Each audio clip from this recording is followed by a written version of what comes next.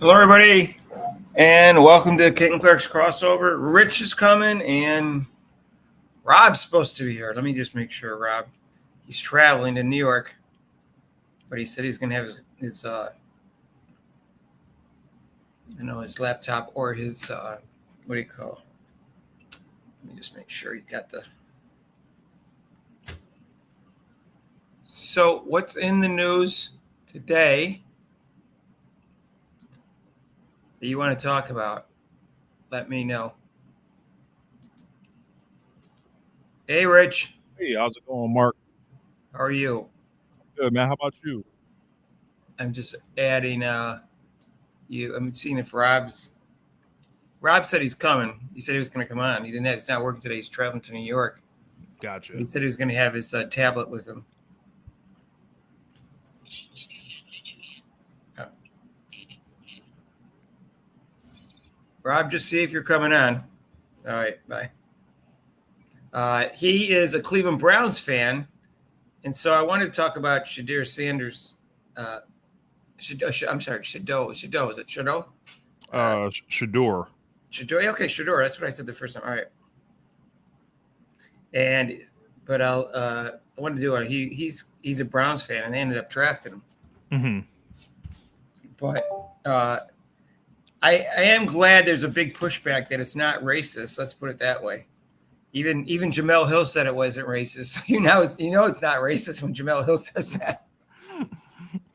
Yeah, I think I don't follow football as closely, but quarterbacks are interesting thing because I mean there's just tons of guys who are great in college and then not great in the pros or necessarily what they're looking for. I do think the way they look at quarterbacks is kind of weird. Like they have special rules for some folks, and then folks get different chances about just how long they get to stick around the league and stuff like that. But I think that ultimately he got drafted, and how far he goes on him from here. I know he's a 5th rounder, so he probably will a little less leeway.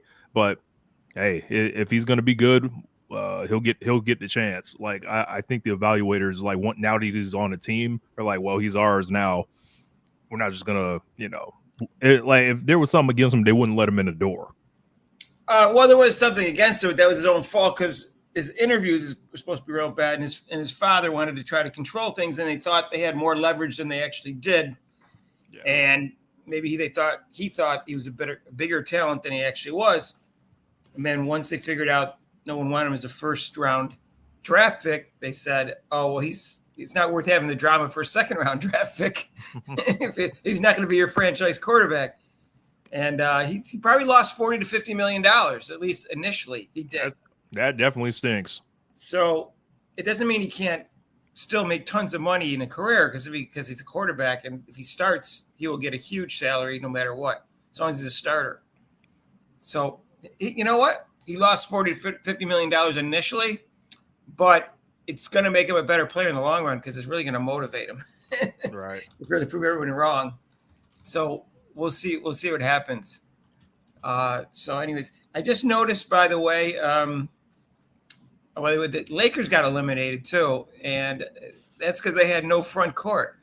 and their coach played all their starters for the second half in that one game. Yeah, I got lost. A lot of thoughts on that. That was awful. I've never seen them play all starters for the entire second half. I don't think I've ever seen that. Yeah. I can't recall the last time that happened.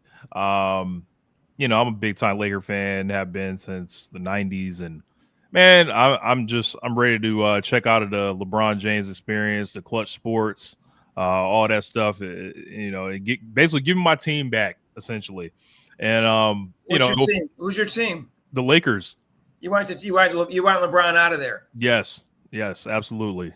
Well, they could trade him, just build around Luka if they want. They were playing together okay. That wasn't their problem. They didn't have enough depth and they didn't have any front court. They had that one guy that they signed, and I forgot his name, and he didn't pass the physical. And they traded for him and sent him back. And they probably ruined Dalton Connect in the process, who was actually doing really good for us. But it stinks. But I think they got a pick obviously between them, and the obvious pick is Luka. because as long as LeBron's around, like it's never really going to be Luka's team. I don't think he wants to listen to JJ Redick for anything. Why would he? And it's just like I think they got to turn it over to really being Luka's team if we want a chance at winning, championships. Well, they're going to do that. I mean, he's 25, entering his prime. So, and he's already probably the third best player in the league. So, I mean, I think they're going to turn it over to him. Yeah. So, well, it'll be interesting. I have no reason to go against OKC right now, but that's not very creative of a pick. But I'm not even sure who's going to win between Cleveland and Boston coming out of the East, to be quite honest. Yeah. I mean the Wolves look on that. the Wolves look good too. Like it's just, if they just want to guard people and beat them into submission and they can just hit those threes, like they're going to be tough just because they're so tall and they all defend.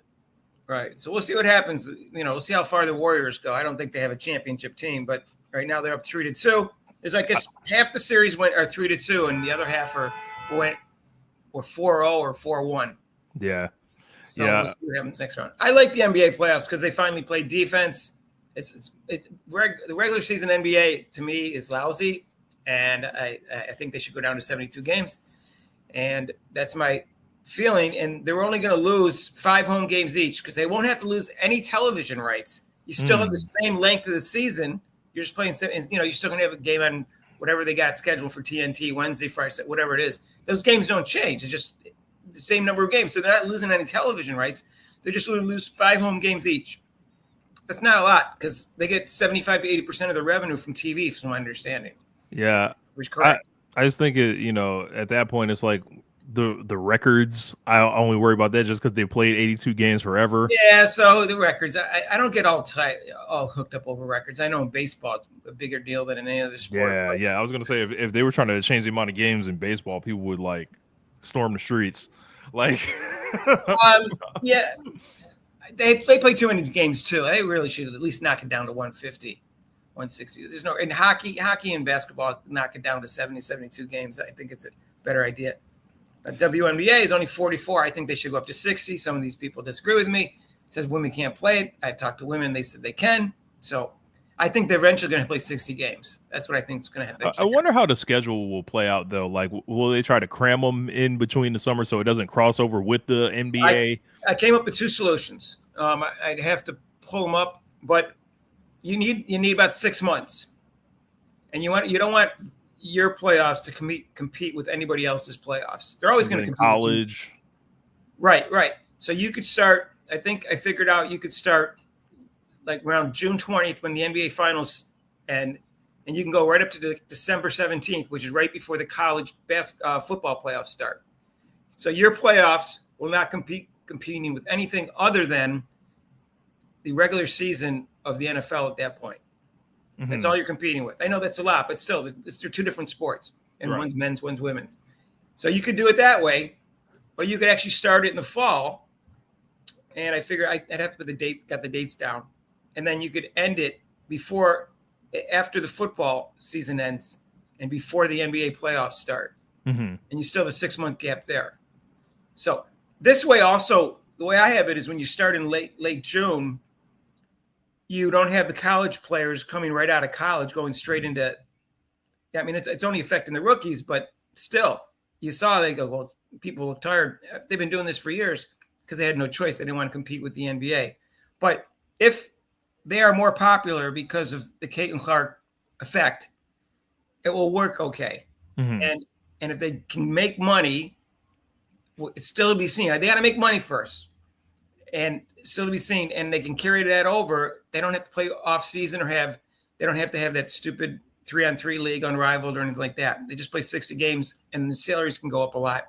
And I think the next TV contract, if the ratings go up again, will be a lot bigger too. Because they went from $60 million a year to $220 million a year or something like that. Yeah. So that was a big gap. Obviously, Caitlin Clark had something to do with that. But we'll see. And I don't know what's going to happen 15 years from now when Caitlin Clark retires. They're going to go back down like after Michael Jordan, never go back up. I have no idea. Hopefully there's hopefully she gets somebody that's like a real big rival of hers and it's really entertaining on the court and multiple stars get made, hopefully. Well, I guess didn't I ask you that question? Who you think's going to be your biggest rival? I think you already got potential for Asia Wilson, Nafisa Collier, Brianna Stewart right now. Those just because of the three best players. And then you obviously got Paige and Juju Watkins, and then whoever else is a big star coming out of college besides them is in the future years. It's got to be in the next 5 years. Yes. And anyone who's a great player is a potential rival as long as the teams meet in the playoffs. That's how rivalry really get big, if they meet in those series. And that's why they also had to get rid of that best of 3 series and make it best of 5 in the first round. So they got to do that. They got to there's no ebb and flow to the series that way. That's still good. Best of 5, best of 5, best of 5, or best of 5, best of 5, best of 7, depending on whether they can fit that in.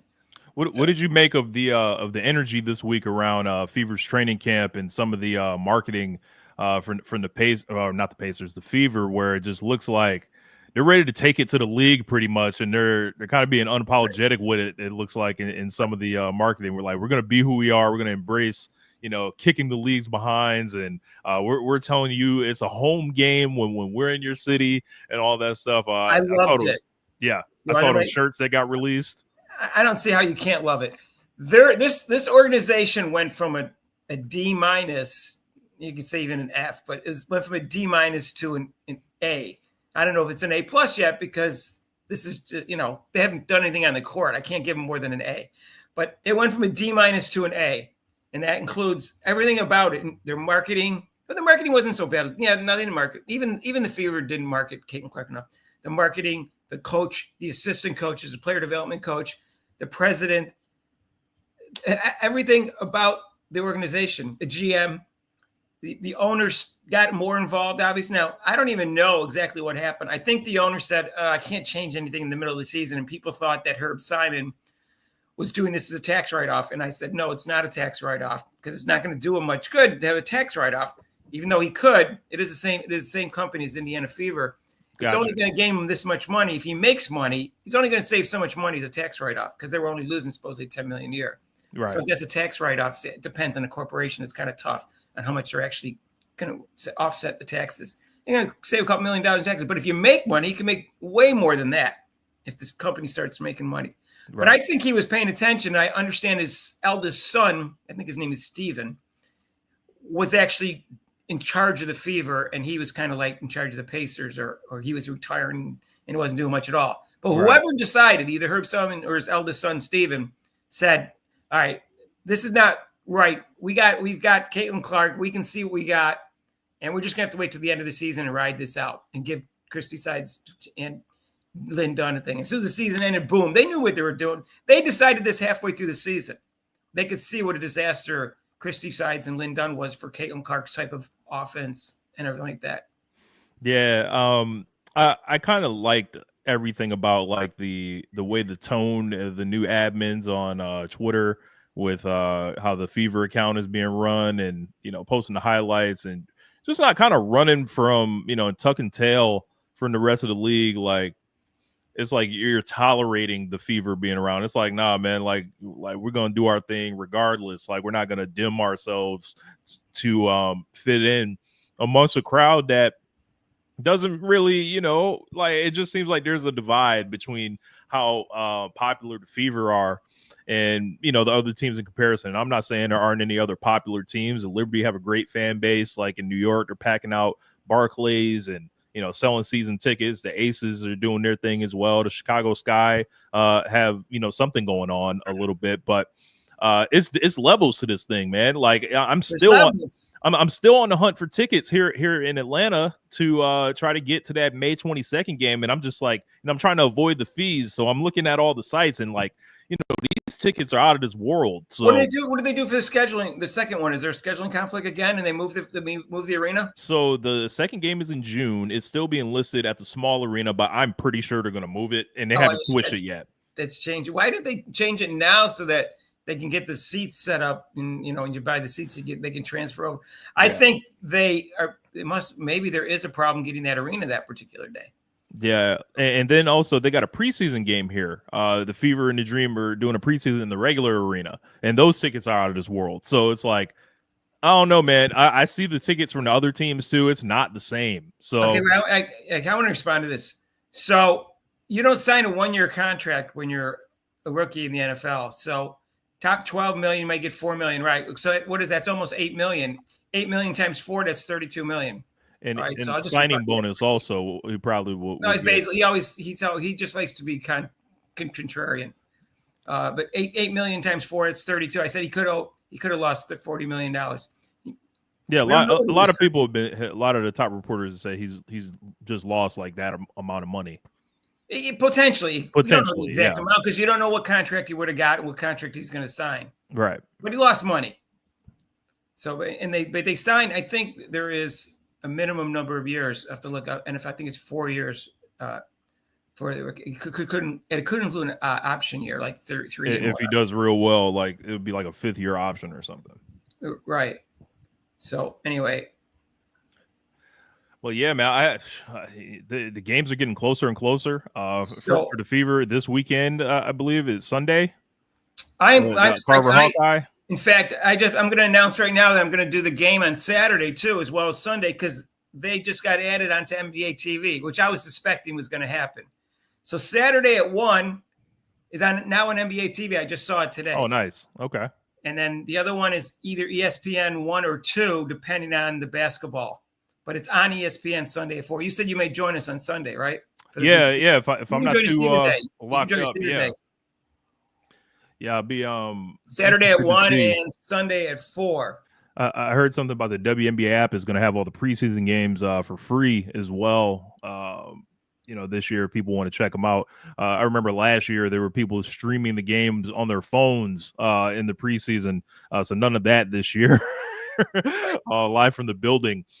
Yeah, I'm not sleeping on Malunga or Awa Pham, even though I don't even know that much about Awa Pham. I know that she's a similar talent as potential rivals with Caitlin Clark. Anyone who's a great player, they don't have to play the same position. It's better if they do.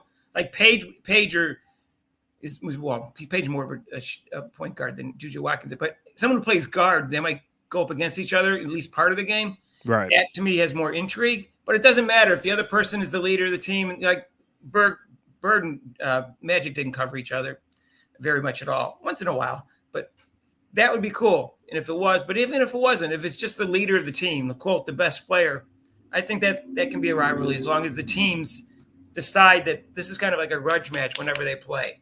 Right. And that's kind of how Chicago is. Like, I know people don't like to hear it, but they're on the schedule for 5 times for a reason. Like, there's money in the matchup, and I don't even think that was fair. I don't even think that was fair because some other team lost in another game against the Fever because all the other teams play each other 4 times or 3 times. If you're in your conference, you play them 4 times, and if you're not in your conference, you play either 3 times or 4 times. So that means one of the teams that only play them 3 times lost a game. I think it's probably the Valkyrie. It was more than one team. It was more than one team. Yeah. Because more than potentially, it's obviously only one team because it's one game, but there's potentially more than one team. It was because there was more than one team that only played them 3 times. I don't have it in front of me. I think the Valkyrie only plays the Fever twice, if I remember. No, I think everyone plays them 3 times, Rich, but I can look it up. Yeah. Yeah, I think everyone plays them 3 times. And then if they're in the other conference, and then you can play 4. I could break down the schedule. That'd be interesting to talk about the schedule. Yeah, absolutely. I'm telling you right now that here are the reasons why I think, and I might do a video on this because I thought about this today, like the top 5 reasons why they're underestimating the Fever. Now, I'm not saying they're guaranteed to win a championship, so don't come back at me and say I'm doing that. But if I had to pick somebody right now, I would give them a very, very slight edge over New York Liberty, just based on hunger. Everything talent-wise is about the same.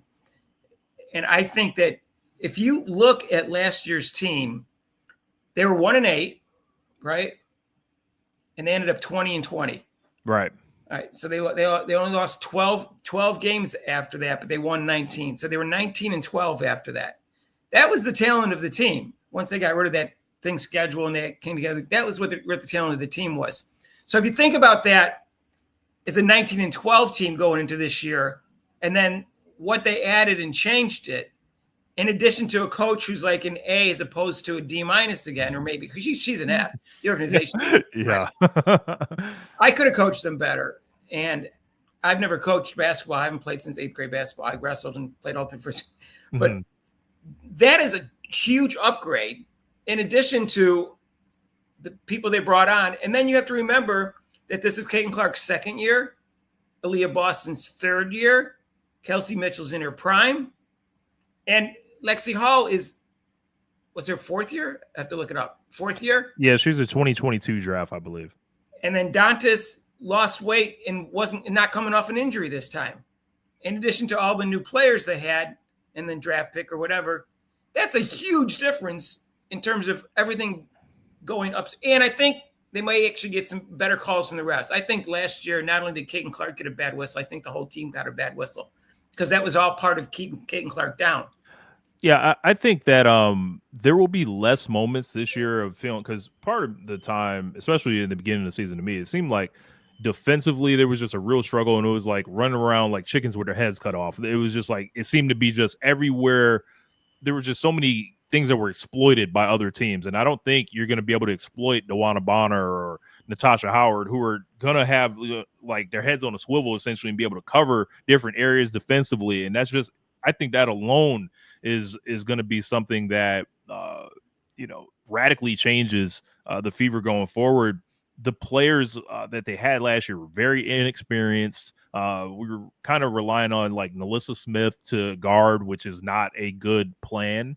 Probably one of the worst defensive players that I watched last year was Nalissa Smith, and I like Nalissa Smith. No one's going to disagree with you as a Fever fan. Yeah. Like I liked her personality. I kind of liked, some of this. I thought she was funny on social media. I thought she had something to offer offensively, but for me, she reminded me, I might have said it on here once before, she reminded me of like a Lamar Odom, someone not always, their head wasn't always in the game. And I'm a Laker fan, so I knew how Lamar Odom operates. But if you could get him on a day, like one day out of the week, he would give you an incredible game. And yeah, but Lamar Odom was, I understand the comparison mentally, but he was more talented. He was a good passer. Lamar Odom, I remember, was a good passer, and he could suddenly, score 15 points in a short amount of period. Where I was like, whoa, was he the best player on your team? I remember Lamar Odom. Yep. I thought he was a head case, but he was a very talented player. I don't think Alyssa Smith is as talented. I know it's men's. Oh yeah.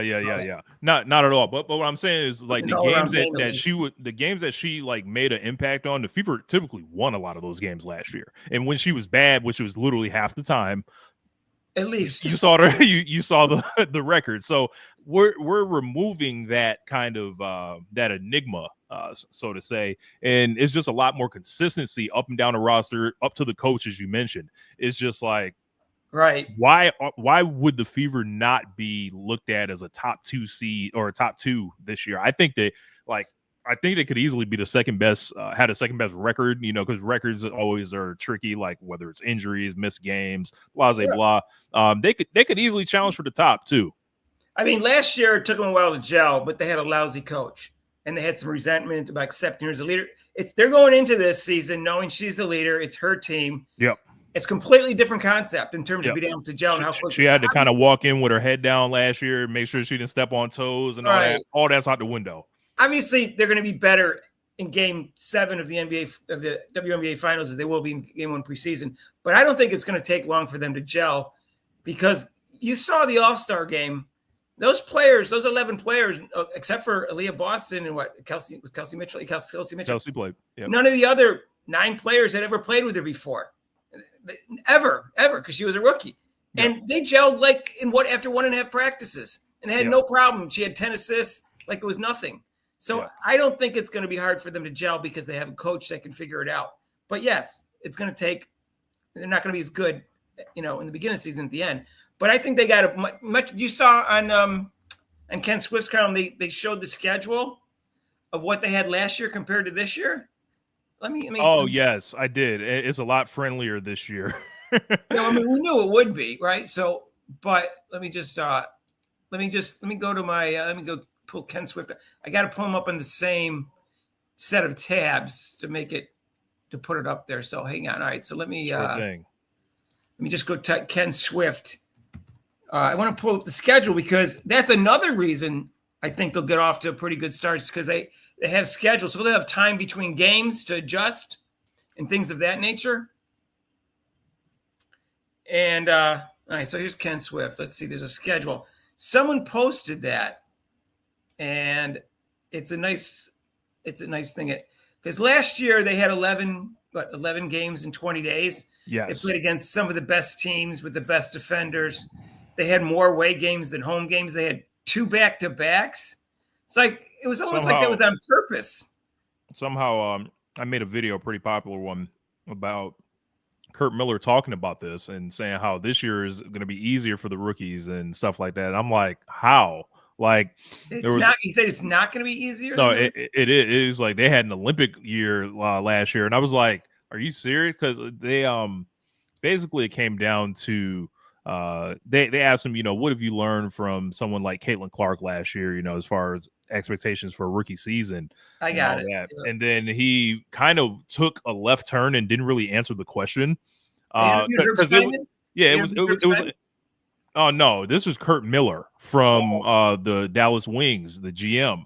Oh, okay. So he kind of took like it was kind of like a big picture question, like, hey, how do you deal with it felt like he was fishing for something like, how do you deal with the popularity? How do you deal with like the increased attention or something? And he took it to basically saying like, yeah, well, one thing you got to keep in mind about Caitlin's rookie season and all the rookies last year is that was, an Olympic year and all that. And I was like, what? Like, as far as like, they're planning to kind of load manage Paige Bueckers. I thought he was trying to temper expectations. And just from my perspective, and I just disagree with Kurt Miller. I was like, what Caitlin had to do last year, fresh out of college, and then the condensed schedule, and then the people that she had to play against to start the year, that was a much tougher situation and more unlike the normal. Like, this is going to be a normal rookie year for all the rookies. It's not an Olympic year where they have a break in the middle and then the compressed schedule. Mm-hmm. And it was kind of I thought it was a backhanded shot. I'll have to send you the story. All right. Yeah, I would like to see that. Yeah. Paige and Juju will destroy themselves chasing seats. Well, Juju kind of did, but I don't want to, that injury could have happened anyway, but still it seemed like she was thinking about scoring and not passing in that play.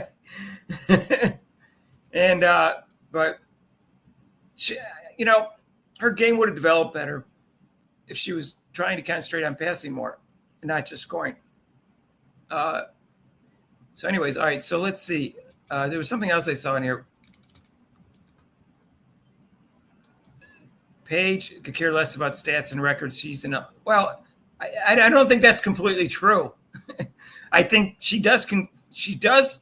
That's that. In fact, that isn't true. She does worry about her stats. She worries about her efficiency stats, and that's why I think she's not as aggressive as she should be. Why she's not as assertive. She won't take a bad shot. She won't take a somewhat risky pass because she's worried about her assist to turnover ratio. So I don't agree with that. That's a lot of stuff I don't care about. Like, if someone tries to like tout that as something that is like, this is why someone is better than someone, I'm like, I don't really think you can do that because, like you just said, I think the best players like play based on like boom or bust potential. Like, how good can it possibly be? And if you're just artificially lowering that ceiling just for the sake of, a ratio of some sort or an advanced analytic, it doesn't move me the same way. Yeah, I think Caitlin Clark is a more unselfish winner than Paige. I think Caitlin Clark, she'll make the risky pass if she thinks in the long run that's the percentage play for her to win. She's not worried about her stats. She'll take a shot that maybe needs to be shot because they desperately need to score right away, and she thinks she can do it. And so I don't agree that in terms of, if you want to compare Paige to Caitlin, I think Caitlin cares less about her stats. If you want to be honest with that, I don't think Paige is a stat patter. I just don't buy that she could care less about She cares less about stats. Could care less about stats because I think that's why she's too conservative. And I think she's proud of her efficiency. And we'll get into that later because I had a discussion with Chicks Dig Scar podcast, and he got rude, but he was wrong about a particular stat. And I'm going to go over that in a minute. So look at the schedule here. So 2024 said 11 Right. games in 20 days, 5 home games, 6 away, 2 back-to-backs. And some of those back-to-backs were like Connecticut, New York, or New York, or excuse me, and then like home and homes between the Fever and the Liberty, different stuff like that. So that was like really rough. And I remember, I think there was a game that Caitlin Clark had 3 points, and that was like the result of like those back-to-backs immediately. And I was just like, throw your hands up right there. But looking at 2025, 11 games in 32 days, 7 home, 4 away. And I would imagine they're not playing the very class of the league as they did last year. So I think they're going to get off to hell. Like, you get a month. It should be better by default. One guy, well, Frank DePoe, he said they're going to go 44-0, but the most serious one I've seen is people say they could win 39 or 40 games, which I think is high. I'm waiting to see the 3 preseason games played, and then I'm going to give you the exact number. Right now, I'm leaning towards 33 to 35 games, depending on how they look in the preseason. Act Nation and Rob are saying 30. I don't see how they're only going to win 30, but I'm going to go 34-10. I think that's a good number. Well, that's pretty much the same as what I just said. Yeah. 33 to 35. But I think you can change. I think if they look disheveled in the preseason, I'll say 33. If they look great, I'll say 35. It's just if they look somewhere between, I'll say 30. Because I think they could win 3 games out of 4. I don't see how that isn't happening. I really think this team. I still remember that video. Remember Sue Bird had that video about how when they won the title, they said people couldn't deal with their speed. Well, they're going to play with more speed than Sue Bird did and with more talent. So I can see them being a real problem for people. As long as they got to keep healthy. They do have probably a 37 and a 33-year-old starting. So that's one concern of mine. But they have enough depth to probably overcome that. Yeah. But 11 games in 32 days, that's such a huge difference. And no back-to-backs, 7 home, 4, and they had 5 home, 6 away. And their away games were against good teams, if I remember correctly. And like, I don't think the Fever necessarily will be any less popular than they were last year, but the hysteria, I think, will not be the same, where it feels like they're just insulated and the world's closing in on them. It'd be like, no, this is our reality now. I think they're a little bit more ready to kind of walk into the role that is destined for them, rather than last year was all a surprise, just a big phenomenon. Like, Kelsey Mitchell kind of knows what to expect with it this time. Leah Boston isn't going to have to deactivate her social media in the beginning of the year because, people are getting on her for starting slow. Like, it's going to be like, I think a connection was built with the core and the fans last year. And, this year they're a little bit more, oh, yeah, it's time for us to start, whooping some folks now. Let's see what ChatGPT says about how much money this could cost Shedeur Sanders. How many years? Because he's still saying I'm wrong. How many years are NFL rookie contracts? They depend. No, I know they I think the normal ones are like they 4. get a set number of years. How many years in NFL contract? I remember that's why you don't lose them after 1 year. Yeah. So it's the same thing in the NBA. That's why they have rookie contracts. So the first 3 or 4 years in the league, they're typically 4 years long. And then it says first round picks add a 5th-year option to the rookie contract. So if he was drafted in the first round, he could have got a 5th year or 4th year up to him. Right. And undrafted rookies sign 3-year contracts. So I don't understand why he's telling me I'm wrong still. So I'll just ignore him. So that does back up what I'm saying, because he's going to get less money and he's going to sign a 4-year contract. Now he can renegotiate later if he starts. So it's unknown how much money he'll actually lose, because if he becomes a starter and he renegotiates and they go, oh, okay, we want to keep him, they could do that. They could renegotiate, but there are probably some rules about that because it's a rookie contract in terms of limits. So anyway, I'll ignore him, which I normally do. But he's telling me I'm wrong again. So if someone else want to tell me what I'm missing, let me know. besides him. Okay, so I think that the league, one fan-sided said that they think the Fever is 6, which is what they were last year. I mean, okay, there's 1 in a million chance that's going to happen, but that makes no sense. How can you say that when they've got a brand new coach who's 10 times better than your other coach and a much stronger team and a better schedule?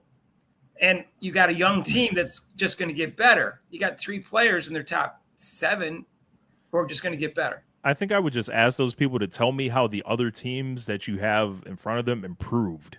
Like the Aces didn't get better. Like the Storm didn't. No, really they had all sorts of things ahead of them. You know, the Sun have completely blown up and disintegrated.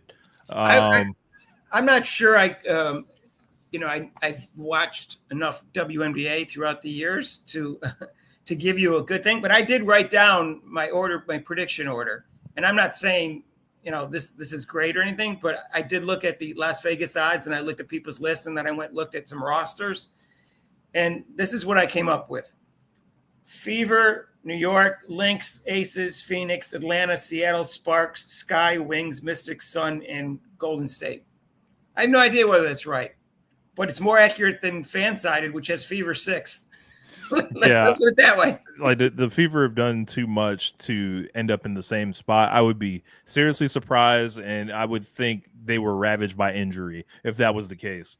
Like something would have to have gone tragically wrong for them to remain absolutely the same. I think that I think the Liberty are going to be great. I think they're kind of like the standard. I'm a little less nervous about I'm a little less confident in the Aces. Dropped down to the 4 last year, and I think that they're going to have to work Jewel Lloyd in, and I'm interested to see how that looks. But Chelsea Gray is going to be good this year. I'm calling it now in a way that she was not last year. Well, she was injured last year, but she doesn't seem like she's recovered 100% from her injury the way she was moving and running and unrivaled.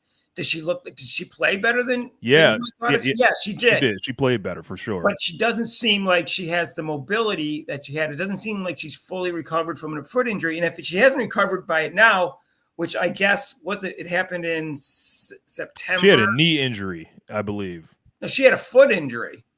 She might have a knee injury too, but the main injury was some kind of foot injury. I thought she blew her knee out in the 2023 finals. If I'm not mistaken. Look it up. I think it's a foot injury. Someone want to Google that, but I think her injury was a foot injury, foot or ankle injury. It happened in September. That's September of the year before. So what month is this? This is almost May, right? It's like 18 months later or something like that. What's the date today? Today is May 1st. Yeah. All right. Like if in my eyes, if you didn't make the WNBA finals last year, like if you didn't make the WNBA finals last year, I think it's fair game to say the Fever are going into the season better than you. Like I would really like challenge anyone to tell me why the Aces are supposed to be better than the Fever coming up this year. Because the old guard likes Asia Wilson. That's why. That's the only reason why. Tell me why the Phoenix Mercury, who completely torn it down completely and have to put now they've got a tough team. Like there ain't no punks out there like Leah Copper and Alyssa Thomas. Like they're gonna be tough. And then add Satu in. Did they get Satu Sabali? Is that what? Yep. Yeah. Okay. They got a great victory, but they got a mesh. I got them 5th. Yeah, I got them 5th. Yeah. I can see why people think they're 5th because that's not the Las Vegas odds are 5th also. Yeah. No, they did. And they're going to take some time to gel. Yeah. But they got veteran players. I'm not pretending I know enough about the WNBA to think my predictions are going to be really accurate. But I did look at, everybody's predictions and accurates, and I looked at the Las Vegas odds, and I'm assuming those people know something about it when they do it, but who knows? You never know. I'm wondering how the Lynx are going to kind of look too. Whenever you get your heart broken in the finals like that, teams tend to bounce back really well. You can in the NBA, in the NFL, it's the opposite. In the NBA. In the NBA or whatever, you seem to say, oh, that's a learning thing, and they do. In the NFL, it's completely opposite, as you know. The Super Bowl loser has a really, rich tradition of bombing the next year. Yeah. For a long time too. This is going on. I mean, almost not since first Super Bowl, but after the first 10 years since that time, it's been almost pretty consistent. Like we can go back to the 1970s. You can go back to the 71 or 70. Yeah, 71 or excuse me, 70 was the Knicks. 71 was the Bucks. Or excuse me, 71 was the Lakers. 72 was the Bucks. No. 71 was the Bucks. 72 is the Lakers. And the Super Bowl loser. It didn't start right away like day one, but in the last 50 years or so, 40 years, the Super Bowl loser does poorly the year before. Another one. The Bad Boy Pistons losing in '88 with that foul on Kareem. Coming back next year, kick some butt. Spurs and the Heat. The way the Spurs came back. The Cavs with LeBron and the Warriors. When teams come back around that second time, there's a little bit of extra motivation there. So hopefully they found a third good player to go with Nafisa Collier and what's her name? Kayla McBride. When you talk about this, Steph said they're starting. The season with 11 players, so I doubt any trades will happen. Only one of the 5 will make the team. Yeah, I've been saying that same thing for a month now. You're going to have one person make the team, and they're going to have 46,000 left over if that person gets the minimum because they have 112,000. And then a third of the way through the season, they can add a 12th player because they prorate the salary, so you only need 46,000. Try not to fall in love with all the rookies that are in camp and they look nice in their uniforms and stuff like that because they're not going to be here. Everybody knows that too. But you know what? Does anybody know? I meant to put this in the search. Like, why is their training camp so short? I know the season's short, so you don't have as long a training camp as you do another. Why is the training camp? I know they're allowed to practice before then, but it's kind of weird that they kind of have a short camp like that. And then they only have 3 preseason games. And they have a weird schedule to begin with. 2 preseason games and nothing for a week and then another one. But what did you guys think? And also, just not you and the people in the thread. What did people think about, who is it, Natasha Howard, about her goal was to get an MVP? That was one of her goals. Some Fever fans didn't like that. And I think they are taking it too literally and not understanding that they have a coach that will make sure that this is not something that's going to be a detriment to the team. Because she's never been someone who's taken a lot of shots, and she's never averaged more than 17, 18 points a game, I think, right? I think 18 was the most she ever scored. Yeah, I don't know why people would take that bad. I think they're really going to have their heart set on Caitlin Clark being the actual MVP, but I want any player like that to talk like that, like they believe in themselves, that, they want to come in and ball. To me, that just sounds like she wants to make an impact, and I embrace it. I want every player to think they want to be the MVP. Right. I want Caitlin Clark to be MVP for this year and for the next every year that she's in the league, but that doesn't mean it has to happen. Right. I mean, I'm a Caitlin Clark fan. I think she's going to be the greatest player of all time, and you need a lot of MVPs and championships to establish that. And even when she does, the haters will say she's not. But I don't really care what they think, as long as the majority of the public agrees with us that she is. You can't satisfy everybody. I mean, I think Jordan was the greatest player of all time, but not everybody thinks that. But I think he established himself as that. So I can't worry about the ones that are wrong. Yeah. I like that she said that. And hopefully, the real goal on the other side is the Defensive Player of the Year award. No, that was I think she said that first. I didn't know. I didn't play the thing twice. I just heard it once. I think she said that first, and I have no problem with that. She's not going to win at age 33, likely, and a team that's got a lot of stars on, including Caitlin Clark. But if her goal is just to play great and hope she's considered for that, that's fine. If she's going to take 100 shots because that's her goal, well, first of all, like I said, it's not going to happen because Stephanie's going to rein her in and said that's not team ball. Not because she's worried about Caitlin Clark getting the MVP, because that's not team ball. So I don't think she's ever going to do that. Now, if she shoots 60% from the field and ends up looking really good, fine, whatever. Yeah, but the team's going to win a championship. I'll say this though, man. The way she runs the floor, she is probably going to get more easy baskets than she's ever gotten this year. So I shouldn't I just talked about, because she's not really a 3-point shooter, right? So yeah. No, Bonner doesn't care about the MVP. She just wants another championship before she retires. Yeah. That's what I think she wants. and she's just trying to add some veteran leadership. And I really like how she's come across in the interviews, Bonner. Yeah. She was just likable when I watched her play. Saying like one thing I did last year was try to kind of like dive deeper into the players, like rather than just like what they were presented as. Because I watched the WNBA when I was a kid. Probably pretty consistently through the first 10 years, kind of fell out of it. And there was a lot of new players that I was trying to get to know and stuff. And a lot of them were kind of presented as nemesises of Caitlin Clark and Indiana Fever. So I started kind of trying to like look into them and, the things that they talk about and stuff like that. For me, she always kind of came off likable. I thought that she was a true pro the whole time and conducted herself with a lot of class. And, she's kind of come into the Fever, and it's felt like she was instantly kind of embraced by ABC, as I call them, or CMB, Clark Mitchell Boston, and basically was like, yo, we want to win for her, but she's also reciprocated like I'm gonna help lead them, but they're gonna lead me too. Like it seems like it's there's not a like a divide between, hey, you need to listen to me, I've been here before, y'all know why they brought me in. It's like, nah, she wants to come be a part of something, and I think they've wrapped their arms around her and embraced her. And she's done nothing but praise how she's been treated by the fans in Indiana. And I think a lot of that stuff is going to be valuable every year, because it's going to be like, oh, DeWanna Bonner didn't have a problem. This beloved player in this league for years and years, she didn't have a problem playing with the Fever. So, like, what are y'all talking about? Like, it's going to dismantle a lot of lazy narratives set up by the legacy media, and quite frankly, people just trying to distract from this belt to ass that the Fever is going to put on this league for years to come. Do you want to respond to this because you're a Lakers fan? Yeah. I think LeBron could play 2 years comfortably how he plays now. I think he will do a farewell tour. It doesn't have to be with the Lakers, but I think his ego would necessitate that. He's, when they won the championship in 2020 in the bubble, he's like, and I want my damn respect. So he's gonna go after his damn respect.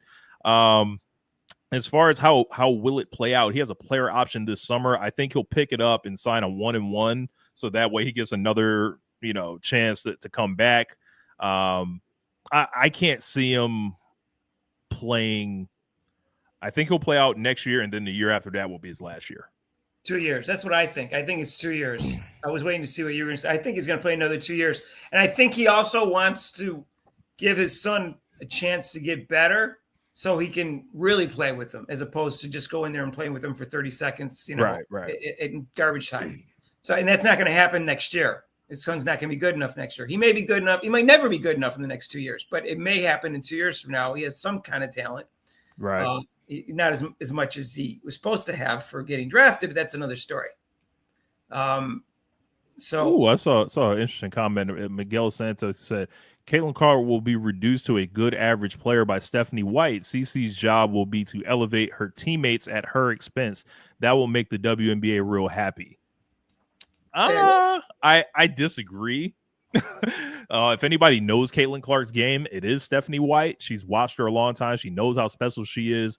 I don't think she's here to put her in the cuffs at all. Like, I think she's here to like ensure everything around her goes well. I agree. I think that Caitlin Clark will in fact have a green light for shooting, but not shooting like crazy, like Pete Maravich. But I think she'll have a green light that she didn't have last year, and she's an unselfish enough player that she's not going to take advantage of that. She's just going, when she feels hot and that she thinks the team's get out the way, she's going to do it. When she feels like passing, she's going to do it, and she's going to do that first, and then occasionally, and I think they're going to set her up some, because I think she scored a lot of baskets. There's like stats for unassisted shots that players had, and she was like in the very top of that, and also top percentage of scoring unassisted. Right. So that, I think that's going to happen again, but it's not going to have to happen as often, because I think they're going to set some screens for her and all sorts of good stuff like that. Good screen setters coming in too.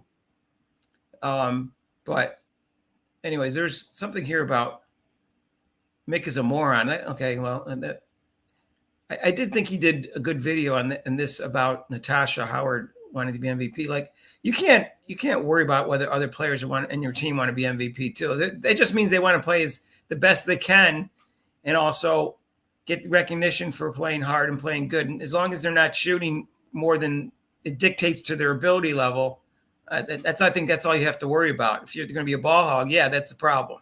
Right.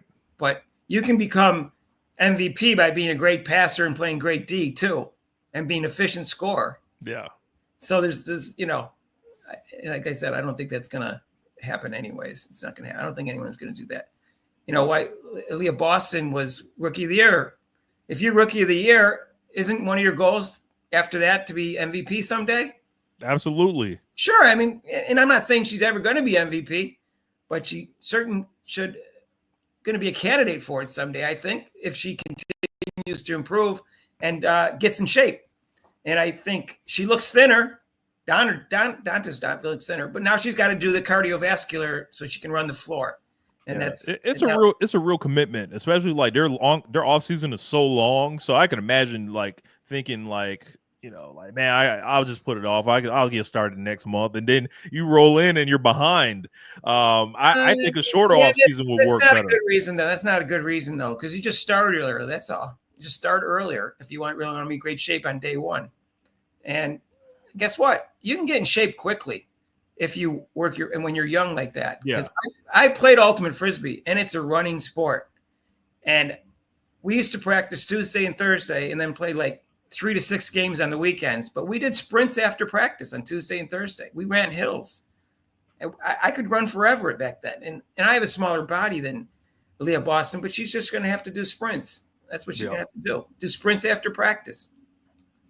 So anyways, what's her name? Amore, she tore her ACL. That was so sad. I was so sad to hear about that. I think she has a really likable kind of personality, and I thought she was going to be a star. And it's unfortunate she's going to have to get started next year. Mm-hmm. I got actually another little thing here. I might have mentioned it last week, but I did a WNBA fantasy draft. And I took a screen WNBA fantasy draft. So I don't play fantasy sports because I'm afraid I get too obsessed with it. So tell me what fantasy draft is with the initial time when you form your team. Yeah, so the draft, like I did an auction draft. Okay. So it was like, it's not just a snake order. Hey, you pick. It's like the player is nominated and you can choose how much you want to spend on them. You get $200, fictional dollars, that is, and you put it up for your player. Before I get to the team that I actually drafted and some of the money behind them. Right. I wanted to talk about the average value that the players were going for and kind of the top players in the league.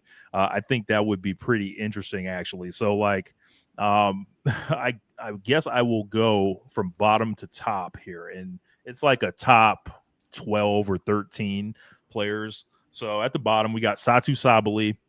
Average spend is $32 for her. Paige Bueckers, the average spend for her is 32.9. The next player. Ooh, shit. Hold up. My whole thing froze here. I love that. Give me 1 second. All right. Yeah, let's see. There you go. Yep, my whole screen froze. Great. Right? Yeah, see, this is the attitude you should have. She just wants to go out and play her best. Like I said, she's not going to be a ball hog if she is Stephanie Rainer in. It's not a problem. If Leah Boston wants to try to be MVP, fine. As long as she's not a ball hog, that's all that matters. As long as you all play defense and pass the ball and get in the flow of the offense and play team defense, that's it. Just play your best. Speaking of Leah Boston was going for around $37 average. Angel Reese is going for $39 average. I remember Vince Lombardi said, we're going to strive for perfection. And you can look at it the same way. You're going to strive to be the best player. And if it's not the MVP, but you end up being first team All-Pro, great. You just strive that, you can look at it that way. You're just striving at the highest and knowing that you might not get it. You're not going to get perfection and you might get something down there. The more players you have that, are All-Pro or All-Star caliber teams, more likely to win a championship. So everybody can strive to be the best they can. And I don't think that Lexi Hall should be dreaming about MVP, but she's not going to be starting, I don't think. It will be interesting to see if she varies the starting lineup based upon the front line and the backcourt of the other team. So everyone thinks that, what the starting lineup is going to be, but will Sophie Cunningham sometimes start for some reason, for whatever, depending on the lineup and the other team? I could see like some lineup tinkering based on the opponent for sure. So I'll be interested to see that, what it's going to be. Jewel Lloyd going for around $40. Jewel Lloyd, the Aces picked her up, right? And Kelsey Plum was clearly a better player than Jewel Lloyd, if you look at the shooting percentage, at least last year. And she's as good I think Kelsey Plum's a better defender than Jewel Lloyd from what I've seen. I've only been watching the 1 year. So I think the Aces got worse. And if the whole thing is A'ja Wilson, everyone's got to prop up A'ja Wilson because she's the queen. Well, how's that going to be Jewel? How's that going to mix in with Jewel Lloyd, who likes to shoot a lot and doesn't always shoot at a high percentage, especially last year? It's going to be interesting. And she's over 30 now, right? I think I looked it up. I think I looked it up when we discussed this before. She's over 30. So she's going to go downhill. Draft. And that to me is an issue with the Aces. So I would never put them higher than 4th. Jonquel Jones going for around $41. Kelsey Plum also $41. You're buying Jonquel Jones for $41. That's pretty good. She was a former MVP. Yeah, that's her average. Yeah, I think that's great value there. Kelsey Plum also $41. I think Kelsey could be a sleeper. Sabrina Ionescu, it jumps up to $51 on average for her. Arike is $53. Yeah, here's another good point, Rich. Howard won't get enough minutes. I don't think anyone besides Caitlin Clark and maybe Kelsey Mitchell will get enough minutes to be MVP. Absolutely, yeah. Even Aaliyah Boston, I don't think she's going to. I think Dantas is going to get some minutes. I think they're going to want to run a lot. That's going to, if Aaliyah Boston's got a big body, it's hard to run when you have a big body like that. And it's like, it feels like we have depth this year. I think a lot of the minutes stuff last year was like, all right, who's really available? Fat Bentley was injured a lot of the year. So her minutes were up. It wasn't just the depth that she played the wrong players. Yeah. Christy Wallace was eating minutes. And let's take Christy Wallace as an example. She completely mismanaged her minutes from game 1 to game 40. Like when she was starting and then she didn't play, I never said she shouldn't play minutes. I said she shouldn't start. I think she should have been playing 10 minutes Lou instead of 30 minutes the whole season, and then 30 and then 0 they went to. They would give them depth because they like to run. I think it was important for Wallace to play some minutes, just nowhere near starter minutes, like 10 or 12 minutes, so they could run, because you just have to have depth to run. The other teams are going to have depth too. So the teams that don't have depth are going to have a real problem with the fever. Yeah, I don't care how good your starting 5 is. And they start running on you, and your starting 5 gets tired, and you don't have depth. You're not going to keep with the fever. So that's a good. I just thought of that. So I think in order for you to evaluate what teams might give the fever a problem, is maybe a team with a great front court. I don't think the Fever have the greatest front court, but I think it's better than people think it is. And which team doesn't have depth?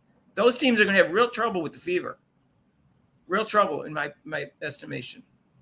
So the top 5 we're moving into. Number 5 is Alyssa Thomas at $59. 59. You're still on yep. prices. Yep. Nafisa Collier at 67. Brianna Stewart at 80. A'ja Wilson at 92, and Caitlin Clark at $98. So this is the comment you were talking about, Rich? Yes. Okay. She will not be reduced to a good average player. She will be reduced to a very efficient player, more efficient than she was last year, because I think her shooting percentage will go up and her assist to turnover ratio will be improved. And I'm not concerned if she scores a ton of points. If she's scoring at least 20 points, I'm happy. And then 10 assists, she's always going to get rebounds. And I think they're going to remember like the Minnesota Lynx, they would like concede the rebound a lot of times and just kind of pull back because they were afraid of the run. Well, that gives Caitlin Clark more rebounds. So I'm still looking at like 22, 10.5 and 6. Like shooting percentage go up to like 455 and 38% for threes. She's gonna look like Isaiah Thomas with a jumper, like next year. Oh, I think she also will feel not only freer, but almost like a revenge tour for like, okay, you guys ganged up on me because I didn't have any help. I'm not out here with the Sisters of the Poor this year. Yeah. Right. I didn't have, not only did I have a lot of help with teammates, I didn't have help because I had a lousy coach, which was holding me back and holding our team back. And now you don't have that advantage anymore. I think they'll get a better whistle because they respect Stephanie White. I'm not sure Caitlin Clark will ever get the right whistle in this league. That I would be shocked if they did. I think they're always going to try to hold her down. But I think they're going to have slightly better refs this year. I think they heard the complaints. I think some of them probably in the offseason got fired, and they're bringing in new refs. Like I talked about this in the NBA, you know, I'm sure the ones at the very bottom get laid off and they bring in new ones. I don't think they just retire. I think they're like the bottom two or something. I think the WNBA, they need to raise that up. Like the bottom 25% needed to all go last year. I would like almost 75% of them, but they're not going to do that. But I think whatever it was, whatever you normally do, you get rid of the bottom percentage of a thing and say, this doesn't cut it. Your grades weren't good enough. It should have been higher for them last year. They should be higher until they get better refs. And where are you getting the refs from to replace them? That's the only thing. You can try to convince the Division I men's team to be refs for half a season for you because they already did a season of men's basketball. Or even the women in Division I refs. Those refs are better than the WNBA refs. So the Division I refs. And they're experienced refs because they had to go through the system to get up to Division I. Right. So that's where I think you can get them. You can't get them from anywhere else. There's already a program set up to evaluate and train refs, and they go through a whole system. They start from like 5,000, they get it down to 50. These are supposedly the best 50 out of 5,000, which tells you how hard reffing is too. You can blame, you can laugh and blame the system and say whatever. It just tells you how hard it is. Thankless job, man. Like, cause like, what does a good ref do? Like, it's like, all right, we just say nothing about you ever. Like, but bad refs, they get all the attention. Rob was a ref for a while, and his dad did it for 25 years. Well, mainly like high school ref, and you're getting almost no money for that. So in a high school ref, I've watched high school games where they've had one ref. That's crazy. I mean, I've seen them with two also, but I've seen them with one. Yeah. I went to see one of my people, someone I knew, and they had one ref that game. I don't know if that was normal or not. And that was about, I don't know, when was that? It was about 20 years ago. Here's a comment. If the Cavs win the chip this year, Brown will try to return. That is interesting how well Cleveland just never found that out. It's doing so well without him. And so that is an underrated kind of storyline. Because I remember people were saying, what if LeBron makes the finals and he plays against the Cavs? Like, they were trying to do all these storylines in their head. I'm like, stop. Do you see this team? I know completely. I know people don't like LeBron. I think we talked about this, right? How he left and everything. Yeah. Okay. Maybe. I'm not sure. I'll do it. I'll say it briefly. He left because the Cleveland organization was a disaster, and it wasn't just the owner. It was like Paul Silas was there as the coach. I think he was coaching GM, and Carlos Boozer was coming off. I don't know why he only had a 3-year contract. I thought they had 4-year contracts. He was a second-round pick, and he was second most improved player, and that was his second year in the league, and he wanted another contract, and he wanted some money, and he was voted second the most improved player, and he had good numbers, and they didn't have a good front court, and they needed him. And Paul Silas was saying, "Oh, he doesn't deserve it. He hasn't earned it yet." And my friend who followed this really closely back then, he said Paul Silas was just a jerk. They made a major mistake. He turned into a 2-time All-Star and a consistent borderline All-Star. He also lied to that blind man too. That was when Gordon Gunn owned the team. Because I think the owner wanted to give Boozer the contract, and then he got that Jazz offer, and he was like in the middle of the night out the back door. Yeah, I don't know exactly what happened. All I know is I would have done everything I could to keep them. A guy who not only was a young player improving, but improving more than anyone else in the league. He would have been second in the most improved player voting. Yeah, and in a position that you needed. Yeah. And in a player that you needed to support your budding superstar. Okay, he was a kind of a superstar since day one, but in the league, LeBron. And that was a major mistake. If you saw those teams that they were this close to winning championships without Carlos Boozer.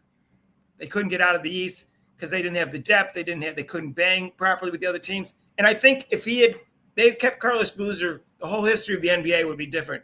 LeBron would have stayed with the Cleveland. They would have won some championships, and he wouldn't have gone and formed a super team to do that. That's because the Browns not the Browns, the Cavs. Yeah. Cavs organization was a poor organization. They had 7 years to get a good player around them, and they couldn't do it. I think the only issue with that would be like, it is always for LeBron to be successful. His play style has dictated going away from conventional wisdom.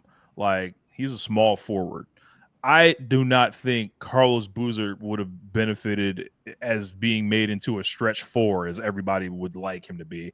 When he went to Miami, Chris Bosh had to shift over to the center position, and they just go small, essentially. And they're trying to do the same thing with the Lakers now and make LeBron the center and all that. It's like, no. Like, I just don't see Carlos Boozer being, like, able to still turn into the guy that he was playing next to LeBron James at that time, because also they ended up with Mike Brown as a coach too. Offensively inept, just didn't have a clue. Like, stick LeBron in the corner, they would have, something would have got messed up somewhere. I'm curious to see how the shoe sales are for all the players, especially Asia Wilson. We already know nice shoe, but I don't think it's gonna. I'm not buying it's gonna do much. yeah, I'm not gonna buy the Asia shoes, but they are a nice shoe. No, the design was good, I guess, but they keep, the old guard keeps saying she's the face of the league when obviously she's not. We're gonna see. Well, she's not the face of the league. She would have got the television ratings last year if she was, and she would have gotten like away crowds, for her. They got good home crowds, so that she had her chance. She may be the best player in the league. She may not. We'll find out this year. I think it's going to be a three-way race between her and Nafisa Calder and Caitlin Clark, and I think that's pretty obvious. Unless there's a bounce back here from Brianna Stewart. It turns out the knee surgery was very minor, and she's already in camp. That's so good. She still has a couple, semi-prime years left in her. So you can't really take away Brianna Stewart because she plays an all-around game, and she did lead her team to a championship, even if you thought that, that call at the end of the game wasn't a foul. And whether the refs were for New York or not, I don't know, to get their first championship. So I have no idea. Hairstylists, the Mystics are playing the Fever this week, I believe. The Mystics are playing the Fever. They're playing them in 2 days, right? I think that's the first game. Saturday, yeah. I think they play the Mystics, the Brazilian team, and then next Saturday or Friday they play Atlanta. Atlanta's projected to be around 7th in most of the things I saw. About 6th after Phoenix. So I don't know. Seattle has a decent team. So the Seattle's are in there like 6th, 7th with Atlanta. So that they're not playing in the top 5 teams, or they're one of the top 5. So one of the top 4 teams they could play in the practice. I think you schedule your own exhibition games, is my understanding. That's wow. Yeah, I think that's the way it is in almost all the leagues. You schedule your own exhibition games. They're not scheduled by the league. That's you interesting. Go reach out. There may be some involvement with the league. That's my understanding how it works. So that's why I think the Brazilian team thing. Oh, did you see the comment from Camila Cardozo? I sometimes put an R in there. Camila Cardozo. They asked her who the best upcoming WNBA player is, and she said Caitlin Clark without hesitating, which is funny because I made a comment on Ken Swift saying that's going to be news to Angel Reese, because if you go and look after I don't know if it was before or after LSU won the championship her junior year. They asked her who she thought was the best player in the country, and she said, "Oh, you mean who the media thinks, or who really is?" She goes, "I'm the best player in the country." Caitlin Clark and Aaliyah Boston are great players. Now, when it came out at that year, Caitlin Clark won all 5 major awards for Player of the Year, and when the voting for AP Player of the Year, the only one where you can actually get the numbers. Angel Reese got 0 votes. Woo. She was first team All-American. So her junior year, she was third team All-American. Her sophomore year, she was third team All-American. Her sophomore year, that was her sophomore. Junior year, she was first team All-American. Senior year, she was second team All-American. She was never the best player in the country. Okay, so she never got any votes in any of the AP released ones. She didn't get any. Senior year was Cameron Brink got the only vote. Even Paige didn't get a vote. Caitlin Clark got 34 to 35. Mm-hmm. So this is my understanding. Like maybe she was better than Caitlin when they were like 15 or 16 or something because of her size. Yeah. And Caitlin got cut from one team, like under 16 team. And the next year she made the under 19 team. She got cut one year. And Paige was better than Caitlin back then. Up until around the freshman year. Sometime in her freshman year, you can argue that Caitlin was as good as Paige or better her freshman year in college. But when they started their college career, I think Paige was better than Caitlin. I think Paige was MVP of one of the national teams when Caitlin was on it. And then Paige wasn't on the next one because she was too old because Caitlin had a January birthday and she had an October birthday. She was like 3 months older. And then Caitlin was MVP, but Paige wasn't on it. Gotcha. So Caitlin never outplayed her on the national teams. And then she was the number one recruit coming out of high school. So you could probably assume Paige was the best player. They lock those things in from stone, typically. The recruits? Yeah. Well, it takes a lot to change, like, yeah, she was narratives. But she was the best player in their national team the last time she played on it. So I think she got the MVP for the national team, and then Caitlin got it the next year, but Paige wasn't on it. So, and people say she's efficient, and I got in discussion with Chicks Dig Scar podcasts, and I didn't know he was a jerk until today. Until he said that Paige was not as efficient as Caitlin Clark. Caitlin Clark was more efficient because the PPS numbers were 1.41 to 1.39. Mm-hmm. And that is all they do is they take the total number of points and they divide by the number of shots. Okay. How do they measure free throws in this? They don't, except for the fact that that is in the points. And true shooting percentage, you count free throws. So true shooting percentage, according to what I've read in ChatGPT and what I've read online, true shooting percentage is the most accurate stat that there is for efficiency.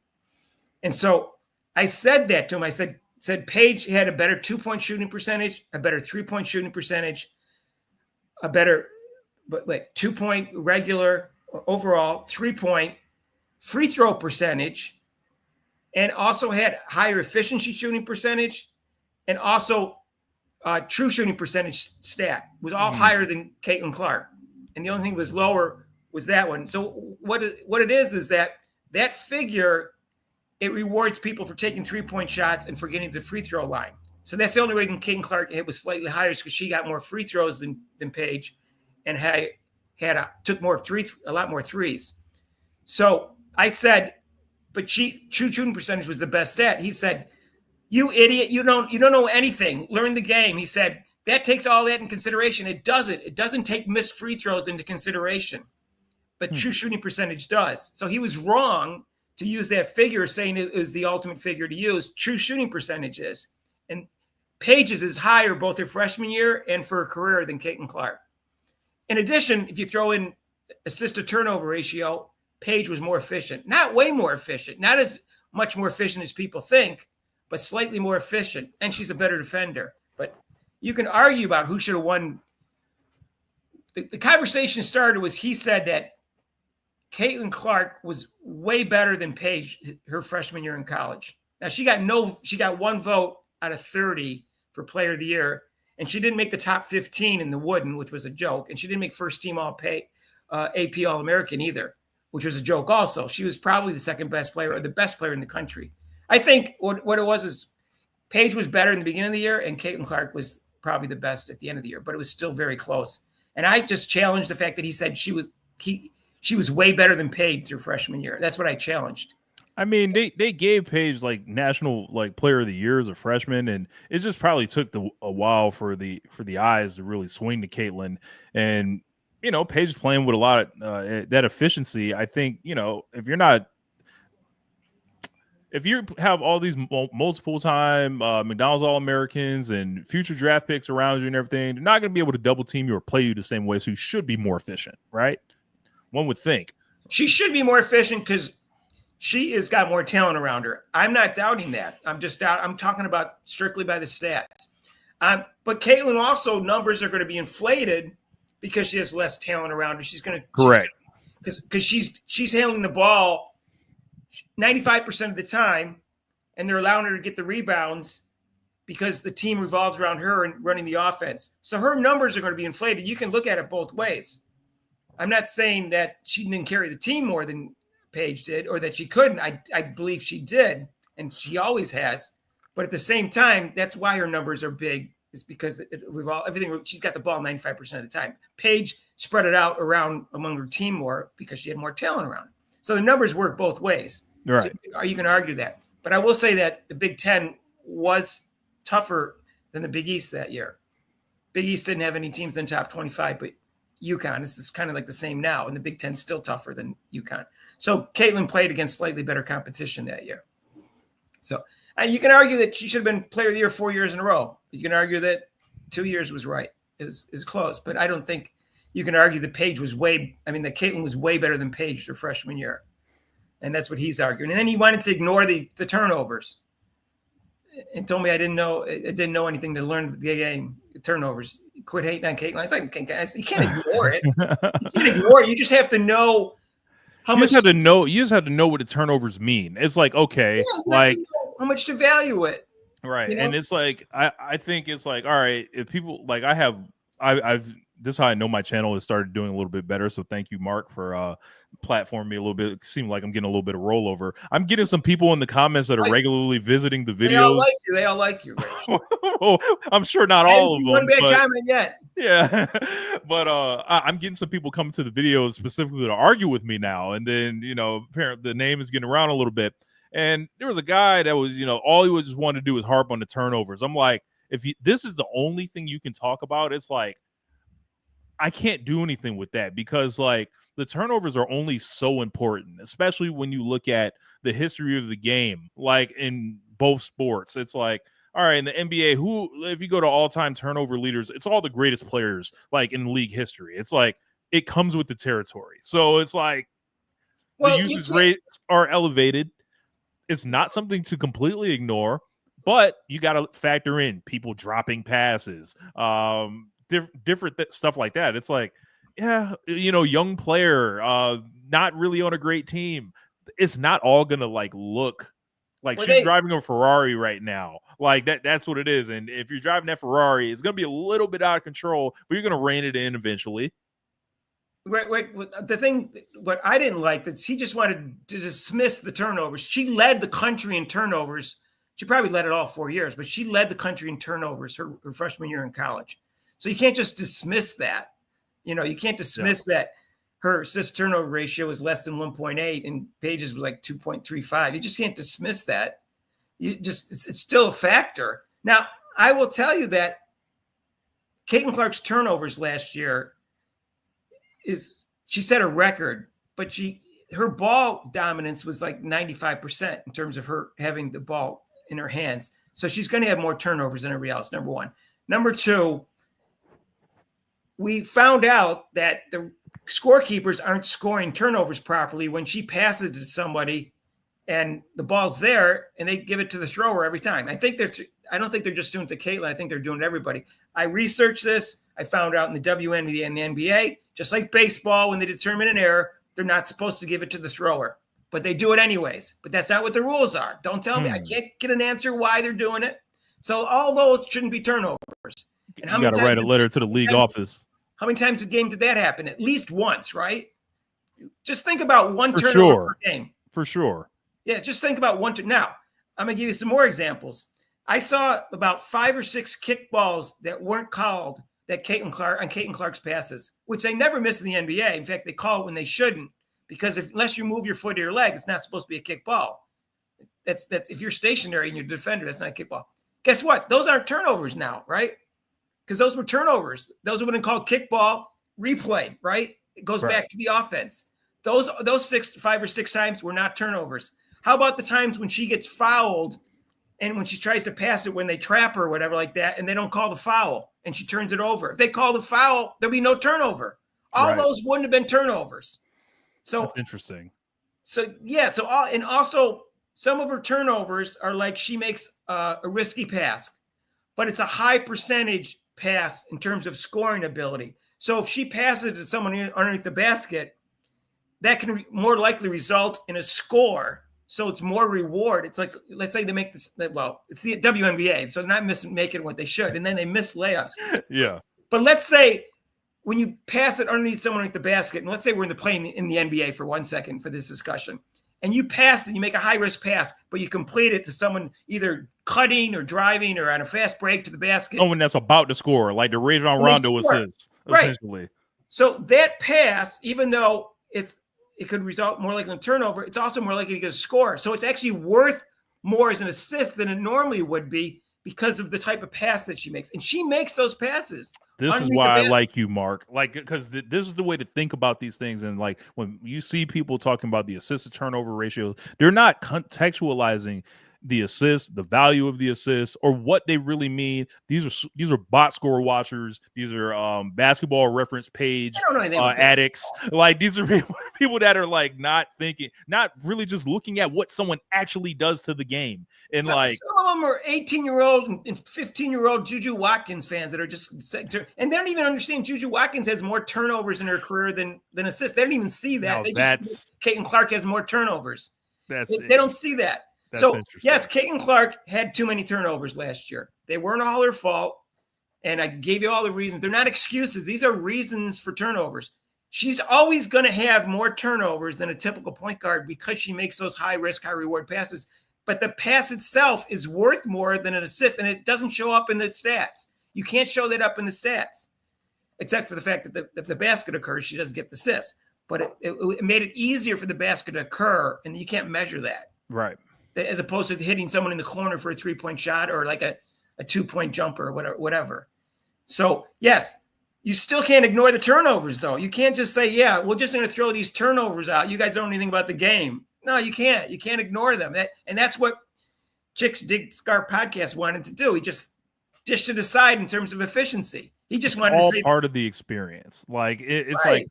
like I think in taking the journey with Caitlin Clark is like it's not, to me, it wouldn't be completely fun if it was all perfect yet. Like there needed to be like, elevation, small steps towards like shoring up her and becoming, the player that she's ultimately going to be, which both me and Mark think. I think she's going to be the GOAT in women's basketball. So I think almost all her fans think she's going to be the GOAT. Yeah. Let's be honest about that. But forget about the fans that are 12, 15 years old who don't even understand the phrase GOAT or has no perspective in terms of comparing them to other players. There's a large percentage of people who do know basketball that have been watching basketball a long time that are Caitlin Clark fans that are saying that. In fact, almost all of them are saying she's got a good shot at being the GOAT. There must be a reason for that. Yeah. There's not that many people that their perception is that off on a particular player, right? Right. It just can't be. That doesn't mean it's guaranteed.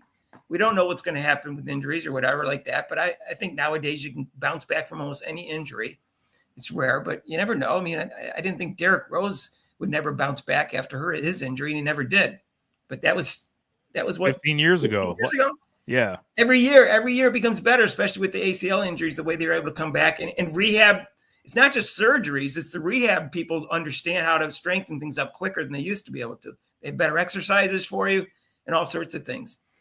So we'll see what happens. But yes, turnovers are important, but they're overrated, especially by non-Caitlin Clark fans, because they wanted to try to hold Caitlin Clark down. They want to jab her with something. You're like, oh. Someone said that's all they got. They got two things on her right now: turnovers and no championships. That's what they got on her. I don't think it's important for college. And I also don't think it's important for the WNBA at this moment because she's only had one season. It will matter if she has a 15 to 20-year career and has no championships. Of course that will matter.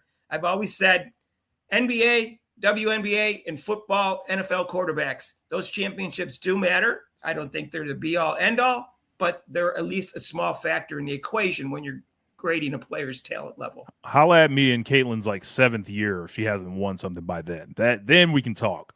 Yeah, with this organization, that would be something on Caitlin. You'd have to put something on Caitlin. But I don't think it's going to happen because she's a winner. You can just watch her play and you can see she's a winner. She carries teams. Has she shown that she can't be clutch to you in her college career? She didn't have a chance last year to be clutch because the coach was clueless and she wouldn't give her the ball in the fourth quarter, wouldn't give her the green light in the fourth quarter. But she showed that she's clutch. How many comebacks did she have in college? A lot of comebacks in the pros last year.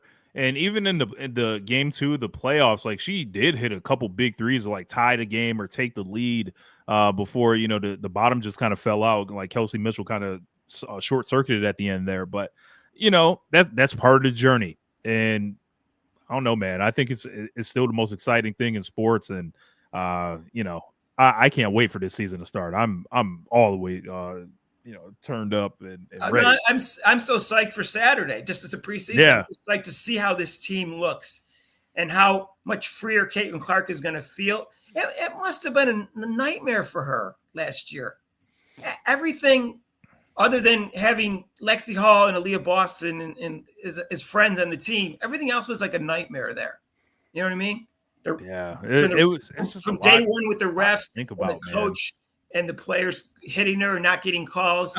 I'm really interested in Christine Brennan's book that's going to come out in July that she wrote about it because, you know, she's got a lot of like inside stuff, I imagine, about that first year that I'm probably going to like, I don't know if I can do a book club on the channel or something. Like, I'm like, oh, we're going to review chapter 1 today or something. But, you know, I at the time I thought there would be a good book to be written and hopefully, you know, people did that.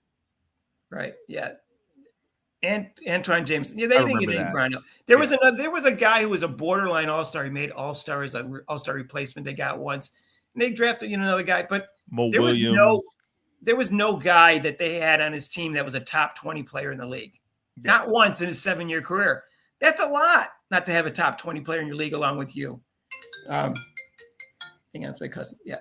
I can't. Hey, Mike, I'll call you back, okay? All right, bye. That's a lot to not because Scottie Pippen ended up being a first team All-Pro player, you know. So Jordan didn't do it himself, and I'm the biggest Jordan fan in the world. And Horace Grant was a borderline All-Star by the time he was in his prime, right? And then they had Rodman the second time they got a three-peat, who was a borderline All-Star and an All-Star during his prime. So, you know, they had nothing. And what happened is they beat up people during the regular season because LeBron was good enough to beat up on the teams that were below 500, but he couldn't do that against the better teams in the playoffs because they concentrated on him and he couldn't win a series. So I feel sorry for LeBron in that sense, but how he did it, of course, was a disaster. He thought he had to have a whole press conference for an hour long just to say where he was going to sign a free agency. I can't imagine Michael Jordan doing that. Yeah. I just can't imagine it. That showed me that he was immature and had a big ego, and that the people around him were also clueless. Because somebody should have pulled him aside. Somebody should have ran in there like, shut all this down. Like his agent, I don't think he didn't have a father. So his uncle, his agent, whatever advisors he had should have said, LeBron, whoa. This is going to look very egotistical. And then he got on stage and did stupid, not 2, not 3, not 4, not 5. And all he got was 2. Look, and the proof is the next time he changed teams, what'd they do? It got progressively like every time. It was like he did the whole Lee Jenkins article in Sports Illustrated and rolled it out that way, right? And then the next time they just reported on ESPN. Like he learned his lesson. He learned his lesson from that. But still, you know, I think, you know, he didn't, you know, you're young, but he wasn't that young. He was 25, you know. Shedeur, is it how you pronounce his name? Shedeur, I believe. Yeah, Shedeur. Because someone else said Shedeur, and I said that doesn't seem right. Shedeur, he's young. He's 22, and I think he learned an important lesson about ego. And you know, when you're a star athlete, you get the sense of entitlement. But when you're a quarterback star athlete with a father who's famous, your entitlement's going to be there. Now you have to control that. You have to control that as an individual, as a person.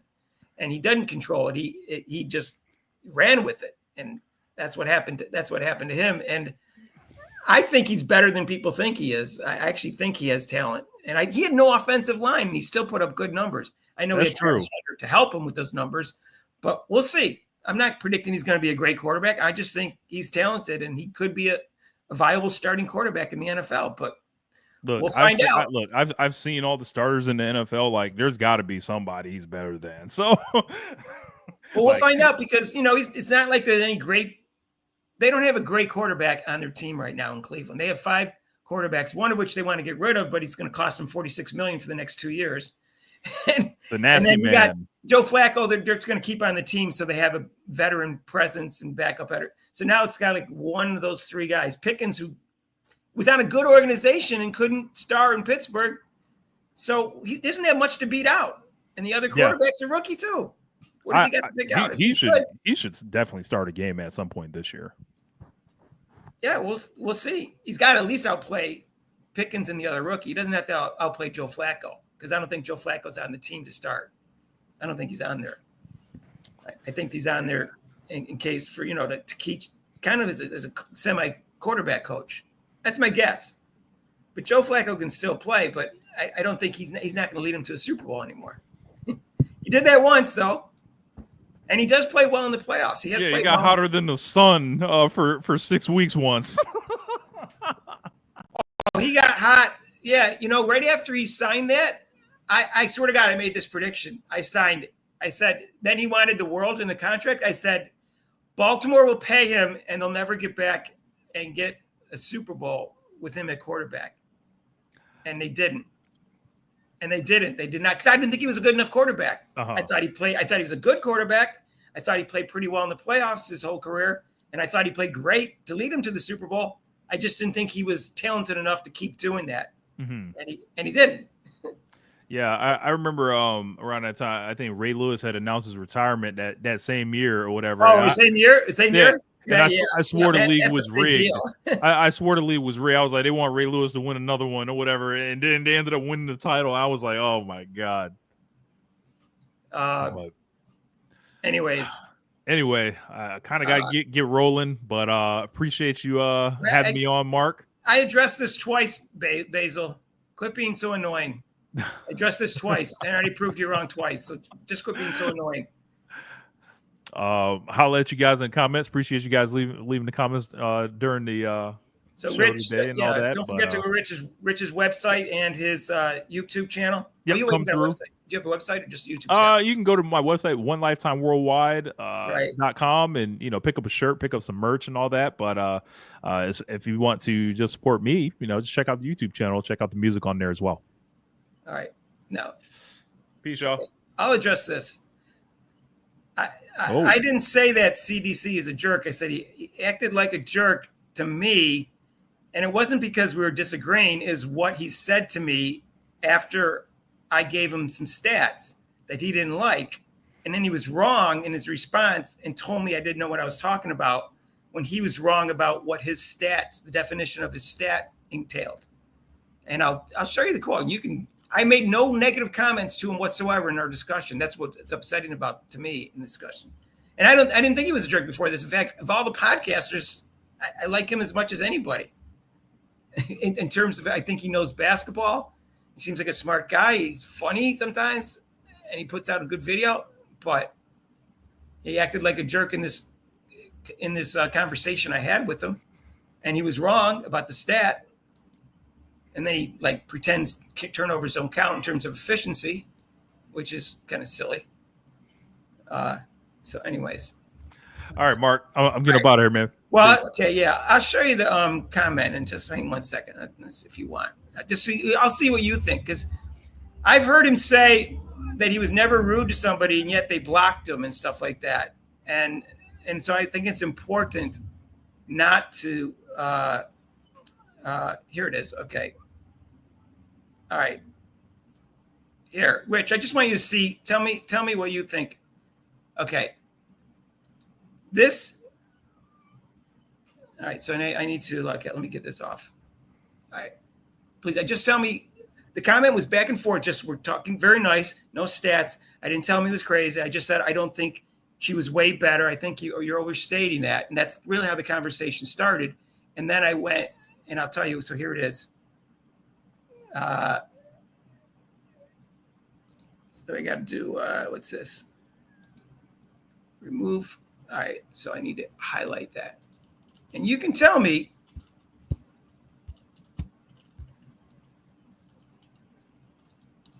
So this was his response after I said that true shooting percentage, which is true, is a better stat than PPS. And I included that Paige had a higher free throw percentage than Caitlin Clark that year. And he said, LOL, I'm done because you don't know anything. Now, there's no reason for him to say that. And he said points per shot takes all those shooting numbers into consideration, which it doesn't, because it doesn't take free throw shooting percentage into consideration. So that's an incorrect statement and puts them in one number. Free throw, the number that I said was better, does take it into consideration. It takes everything PPS takes into consideration, plus the missed free throws. So it's a better number, and it's a more accurate, more complete number, and puts them in one number. So he was wrong, and then told me I didn't know anything. That's what I'm offended by. And then he says, and then I mentioned the turnovers, that Caitlin was, had more turnovers than Paige, and assist to turnover ratio was better for Paige. And he said, I'm also done deep dives into the absurdity of all you screaming turnovers. I didn't just scream turnovers, but you can't ignore the turnovers if we're talking about efficiency. Mm-hmm. Caitlin was better. Go learn the game. Stop hating on Caitlin. Now, everybody here knows I don't hate on Caitlin. So that's the comment that I'm offended by. And I did not. What I think that could be thing to him, and I'll make back and forth in the comments. You know what I think that could be? I just think that the folks that talk about Caitlin online, like us, for example, even CDS, it has become such a hardened community. I say if there's any type of conflict or disagreement, it immediately goes into I got to protect Caitlin Clark, or I got to protect whatever my argument is. So I just think it was kind of miscommunication. Well, I understand that, but he knows I'm a Caitlin Clark fan because he knows I have a Caitlin Clark channel that turned into a Caitlin Clark channel. So he knows I'm not a Caitlin Clark hater. Does he? There's no reason to think that. I'm just an objective Caitlin Clark person. Gotcha. I think he overrates Caitlin Clark some, and he doesn't like to be challenged about it. And I just challenged him on saying, he said Paige, that Caitlin was way better than Paige the freshman year. It's not even close. Now, she got 1 vote out of 30. She got all the awards. I said, you're the only one that thinks that she was way better. And he said, you must be living in a bubble. I said, no, I've heard people say that they thought Caitlin should have won that year, although she didn't even make the top 15 in Wooden, which was bizarre. Mm-hmm. But I've never seen anyone besides him say that Caitlin was way better than Paige that year. Paige was clearly a better defender, averaged 1 more steal per game. And that was her best year, too. She actually had 5.7 assists that year. So I'm looking up points per shot and the basically the formula for it. So free throws are made free throws are missed free throws are not. Yeah. He didn't know that. That's why he doesn't know that his stat that he's used, and he's using that stat because it backs up his argument that Caitlin is more efficient than Paige. He didn't want to hear that his stat wasn't the right stat to be using. He didn't want to hear that because that takes away his agenda. His agenda is that Caitlin was way better than Paige. It looks like it's points talking about. Points divided by field goal attempts plus 0.44. That's true shooting percentage. Yeah. Right. And I'll show you what ChatGPT says. And ChatGPT agrees with me and says that he's wrong. But it breaks down the formula and it says why. And I didn't care. He could have just said, I didn't know that free throw misses were taken into consideration. But he basically said that I didn't know what I was talking about when I said that he should use true shooting percentage instead of PPS. And that's all there was to it. He didn't have to get rude about it. That's all. I said nothing bad to him in I can show you all the comments I said before and after that. I didn't insult him. I didn't say he didn't know what he was talking about. I didn't say he did anything. I just finally said, well, you were wrong because it doesn't take free throw misses into it. And that's why this is a better stat. And I repeated that the stat I used was better than the one that he used and more accurate. And he didn't like it because Paige had a higher true shooting percentage than Caitlin Clark. And she was higher in every category, but the PPS. Her chart is crazy. It's just all red. Her chart is all red in all the hot spots. So, right. Yeah, I don't think efficiency is the hill to die on. I think they're going to be bigger. No, I don't look at it. That doesn't make. There's going to be bigger fish to fry between them. I feel like. Oh no! Listen. If I watched Caitlin Clark her freshman year, and I thought she was the best player in the country. But I thought it was a toss-up between her and Paige. And then people voted for Paige. I said, maybe I didn't see Paige play as much. But looking back, I was probably right that she was the best player in the country. But I was shocked when she didn't make the top 15 Wooden. And I was shocked she didn't make AP first team All-American. Now I get it that Paige got votes because she was from Connecticut. I get all that. And I know she was the number one recruit, so in reputation. But my guess is, if you look at it, she was the best player in the country in the first part of the year. By the end of the year, Paige was better. I mean, Caitlin was better at the end of the year. For the whole year, I think it was probably a toss-up. And to say she was way, way better and it completely outplayed her is just bizarre to me.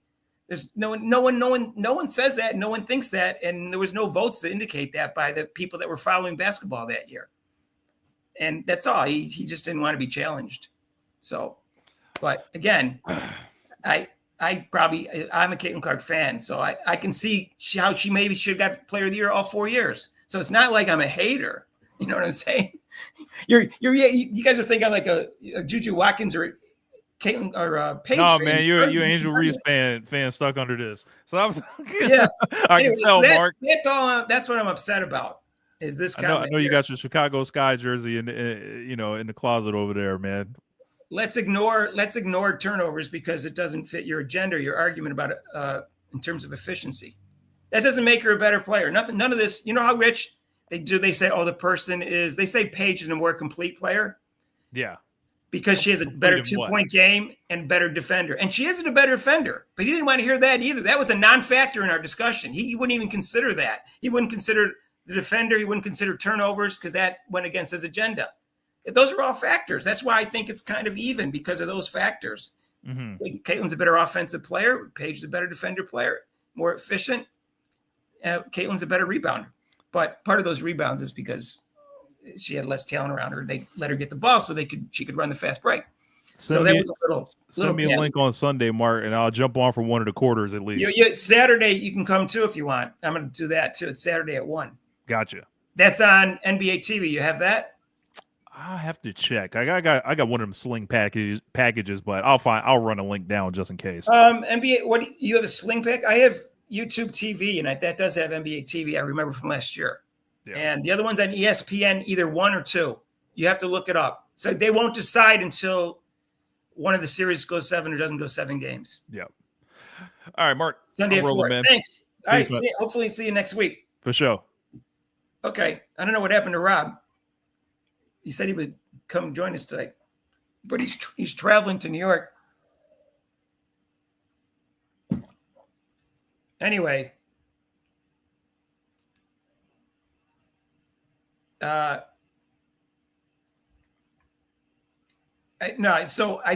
Gold, I just showed you that I didn't call him a joke for disagreeing with me. He said I didn't know what I talk about because I disagree with him, and he was wrong about the stat. So there's a big difference on that. And he's also wrong to ignore defense and turnovers if you're evaluating who's the better player. And again, I probably would have voted for Caitlin. But to say one person's way better than the other when they didn't even win any of the awards is bizarre to me. And, and I think this is how people get upset with Caitlin Clark fans is when you start thinking that she's this flawless player that you can't evaluate properly. That's my point. That's how people get upset. They start calling her the GOAT. I've seen people say she's the GOAT of basketball already before she got in the WNBA. I know they might be 15-year-old girls. I don't know. But that's one of the things that they said they don't like about Caitlin Clark fans. Now they know that those aren't all the fans, the ones that know what they're talking about. None of us said that. You know what I mean? So I don't know. I didn't think it was. Anyways.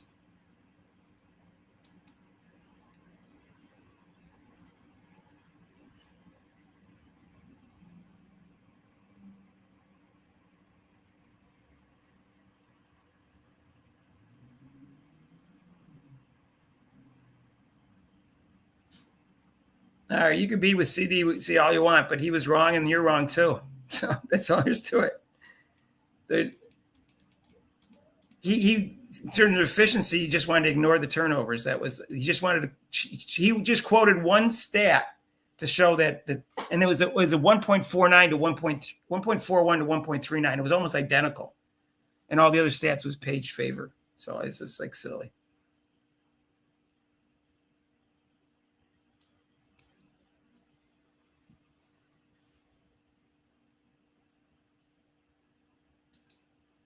I said it a more accurate way is what I said, just so you know. But to say I don't know what I'm talking about when he he didn't have the right formula for his own thing. Anyways, that's what I'm saying.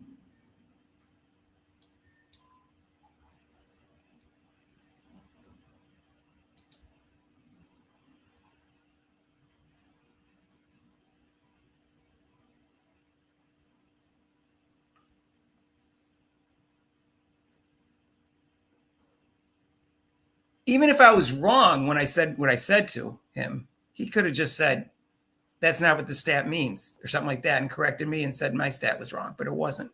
That's what I didn't like about it. In the call, he knows I'm not in, he knows it. He said I don't know anything I'm talking about. He knows that's not true. So anyways, but whatever.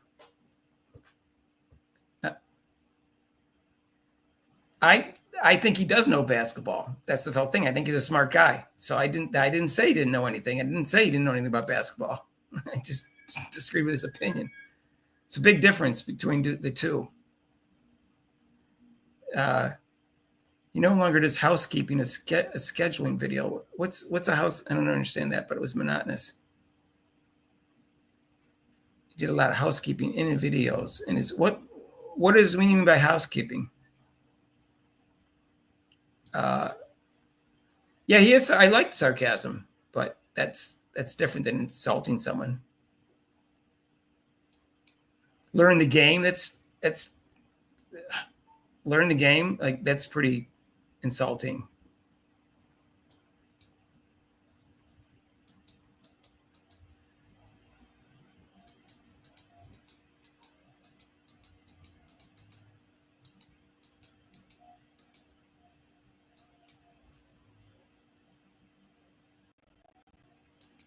Charlie does not like the assist to turnover ratio stat. Well, it's not a be all to end all stat. However, it gives you a guideline because the number of assists you get go up when you're more ball dominant. So it usually benefits someone like Caitlin Clark because she's getting a lot of assists, and that will increase your assist to turnover ratio if you don't have a lot of turnovers. So it's not like there's not one stat to determine, how efficient the person is or how much your passer is, but it's not a statistic that you can ignore. It just isn't. So we'll see. I don't think Paige is going to be as good as Caitlin ever. And I don't agree that she would have ever been as good as Caitlin if she didn't get injured. Because I think by the end of Caitlin's freshman year, she was better than Paige, even though I thought Paige was better when the season started her freshman year. So this thing about, and she's always been 5 times more exciting, at least from what I've seen since her freshman year. So L. Duncan said that, you've heard that some quote by L. Duncan, that Paige Bueckers would have been the biggest star in the world if she hadn't gotten injured. That's not even true. It's not even true because I don't think she would have. Caitlin Clark was always going to be better than her because I think she was by the end of her freshman year. And she was always going to be more popular and always going to be more exciting. So that's completely false that she was Caitlin before Caitlin. And I will back that up. So I'll agree with Chick Stig Scar podcast on that issue. I'll agree with anybody on that issue. Paige was never going to be Caitlin. No one's ever going to be Caitlin in the terms of this type of phenomenon. And that's the thing that people, the non-Caitlin fans, will not accept. That's why they keep calling everybody else. I've heard like 7 players be called generational players. I've heard Brianna Stewart. I've heard Diana Taurasi. Well, she might be because people think she's a GOAT. I've heard Asia Wilson. I've heard Angel Reese by L. Duncan, called a generational talent. I've heard Juju Watkins a generational talent, and Paige Bueckers a Juju. I've heard 7 players other than Caitlin Clark be called generational talents. They're all within, except for Diana Taurasi, that's all within a 10-year playing period. Come on, I mean, it's ridiculous. They just say that to try to minimize Caitlin Clark when she's called generational talent. That's all they're doing. I think we all know that, but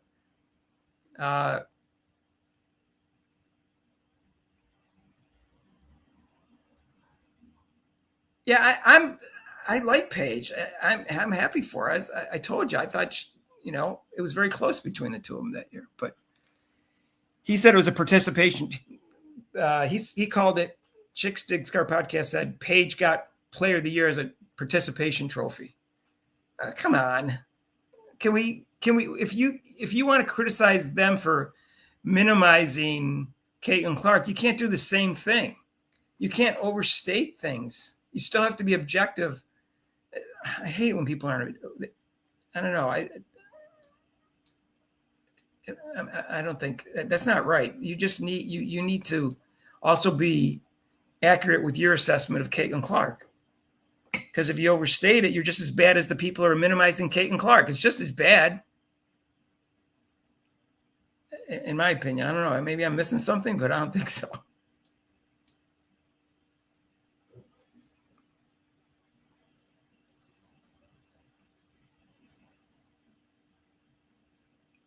Well, he was using stats for his argument, so what was I going to do? I don't know what you want from me, Element Gold.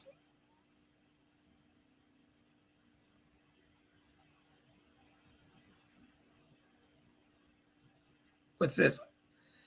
I'm really worried. Who's her game and will allow her to do well? I'm really worried that her game will or will not allow her to do. Michael, is this supposed to be will allow her or will not allow her? I'm confused. Can you tell me that? Is there a word missing there? And who are you talking about? Are you talking about Paige?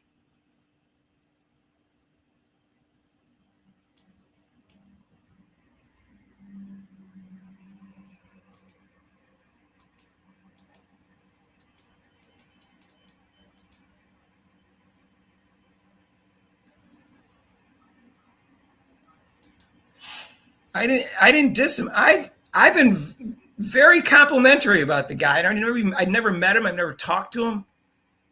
I've been very complimentary about the guy. Like I said, I think he knows basketball and he's a smart guy. I think he can be funny and he puts out good videos. So I'm merely putting him down for telling me I didn't know anything when he was wrong about the stat that I was using and his stat. And then I found it insulting. That's all. Especially since I said nothing in any way personal to him in my discussion with him. Even after that, I didn't. So whatever. You can't complain about other people being rude or insulting or taking personal things into discussion and then do that yourself. Because anyone who says that, who goes on my chat and says I don't know anything and that we're idiots just because they disagree with us, those people I get rid of.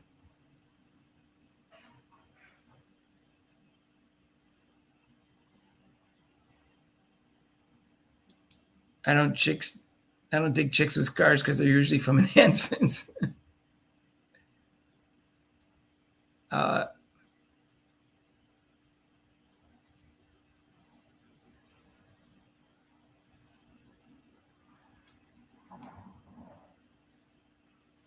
Again, I am not putting him down in terms of his knowledge or talent or anything like that. I'm just putting how he handled the discussion.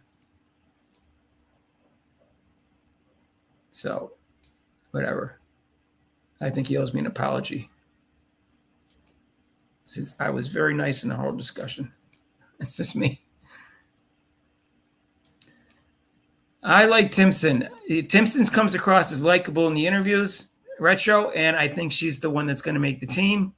But I have no idea since I don't really know how good that woman from Europe is. What was her name? I don't have it in front of me. I think they kind of play the same position. So.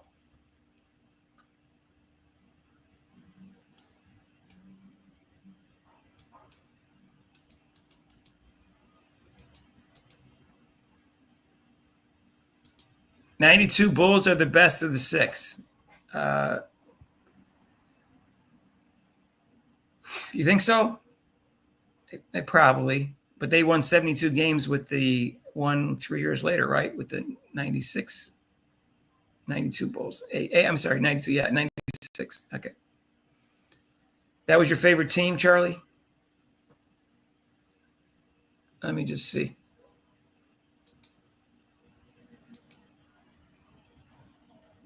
Let's see.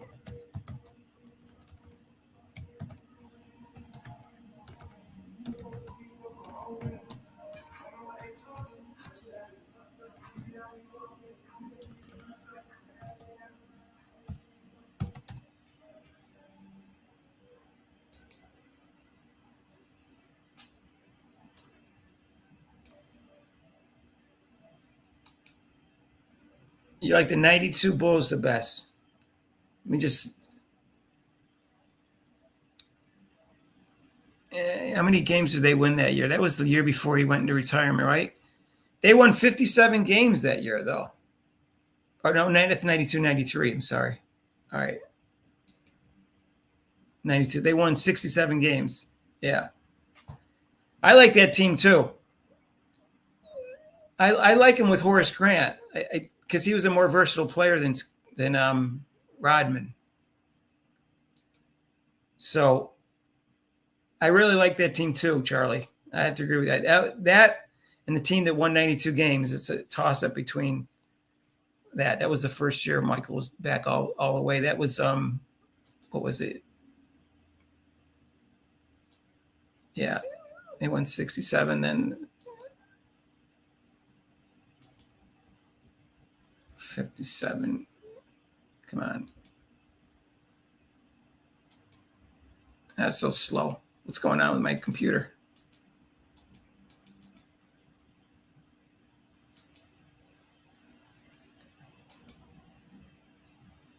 Yeah, the 76, 96 Bulls and the 92 Bulls are my two favorite teams, even though the team next year won 69 games, won two more than that.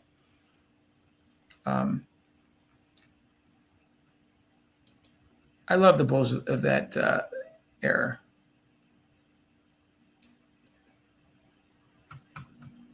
How did that team do in the playoffs? I know they won the championship, but how many games do they lose in the playoffs?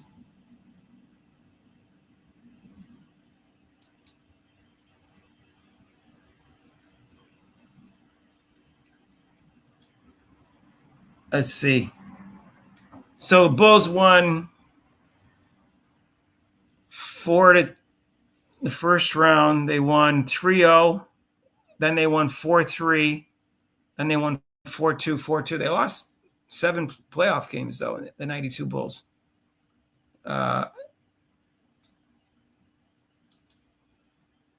Anyway, but they were a great team. LeBron's pretty good for his age, though.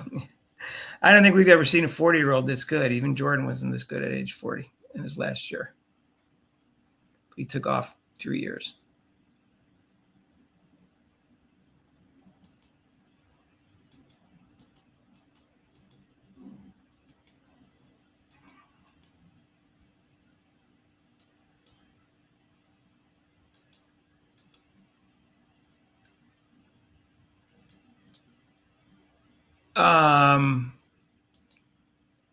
He did not learn. How can you tell that he hasn't learned a single lesson? What did he do since he got drafted? Charlie, did he do something to indicate that to you? Like, did he do something entitled or egotistical since he was drafted? Did he say something since then? I'm not saying you're wrong. I'm just saying I didn't hear him say anything or do anything since he got drafted. So, has he? Basil's saying the same thing. Did he say or do anything since he got drafted to indicate that he hasn't learned a thing? I have no idea whether he learned a thing. He could be so stubborn he hasn't learned anything. But if he hasn't said anything yet, you have no idea whether or not he has not learned anything. If he said another egotistical, entitled comment or did something egotistical, entitled, then yeah, he looks like he didn't learn anything, because he should be on his best behavior after what happened in terms of those qualities as a person. And so we'll see. Like I said, I don't know how good he's going to be. I know he didn't have a good offensive line, and he still put up good numbers. He did have a great receiver. 3 to 5%. All right. You sure that that's the exact percentage?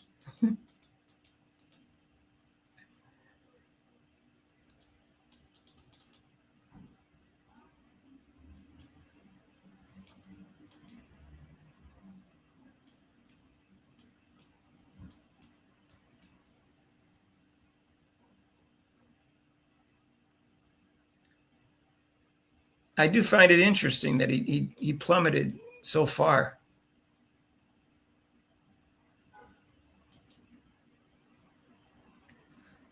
You will never see Shedeur in a game. The NFL wants to hide him for the season. They let him get drafted because he was the story of the draft. They let him get drafted. Like, how could they can't stop teams from drafting him? Come on. You can't be serious. He let him get drafted.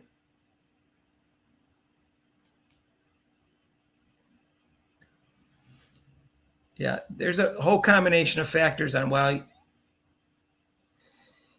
he is so self-entitled. Star athlete, star quarterback, star father, successful, ranked high as ranked number 2 coming out of the draft, NIL money. All those reasons contributed to him having a huge ego and being self-entitled. And so you never know, though. I think Tom Brady didn't have a great college career, and they weren't saying he should come in the first round. But he might have been a little disappointed he came out in the 6th round. I don't remember what he was projected to come out, Tom Brady. I meant to look that up today in ChatGPT. If anybody does anybody know if Tom Brady was even projected to be drafted, or what quarterback he was going to be? He was taken, wasn't there 6 quarterbacks taken before him? Was he the 7th rated quarterback in the draft? You know what I'm saying? So, but I think he took that as a slight. And he didn't have a consistent career as a starter when he was in college. So it wasn't like people were necessarily had reasons to miss on him. They didn't know his heart. They didn't know his intelligence. They didn't know he was great under pressure, things of that nature. That's a hard thing to measure. So we'll see. I think Sanders is a better athlete than people are giving him credit for. I heard him called slow. He might not be fast, but he's not slow. It's just, we'll see. We'll see what happens. I don't have a strong opinion one way or that. Let him go.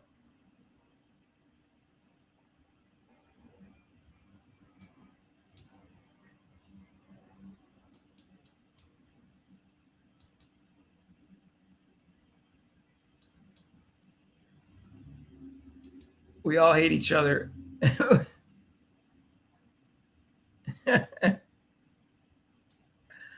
I don't hate Guy.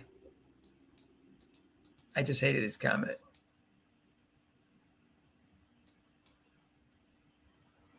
I just think it was childish.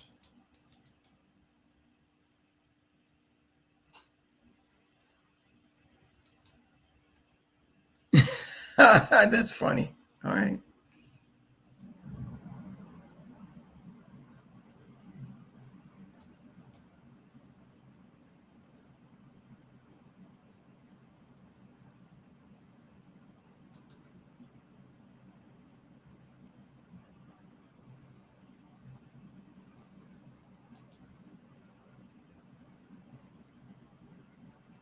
No, but being able to call Tom Brady and talk about your college game.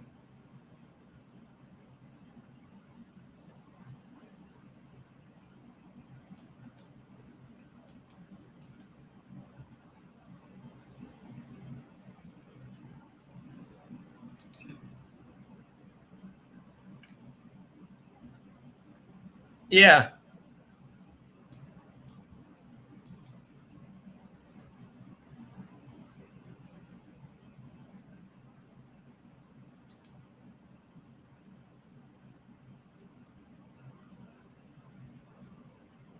Element Gold.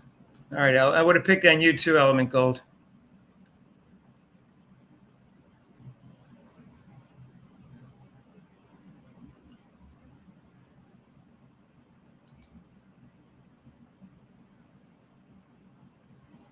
I don't think he knows as much as you think.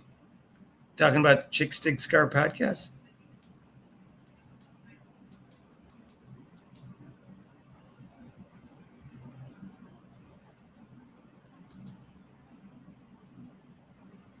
I don't know. I just clarified turnovers earlier, Charlie, so I don't know if that was before or after I talked about that.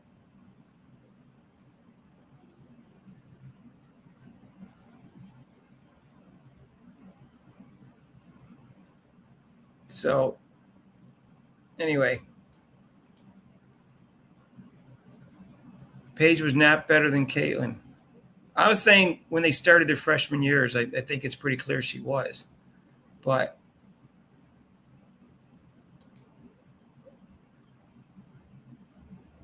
well, that's why I don't like Twitter. I'm not normally on Twitter. I don't normally make comments on Ken Swift, but I saw something else. It came across it. Maybe I'll just stay off Twitter completely, except for Ken Swift.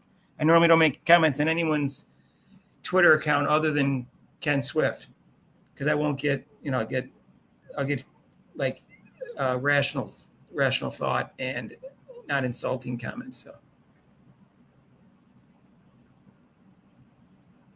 shooting percentage does not equate better. I agree with that. There's a lot of factors that go into why your shooting percentage is that.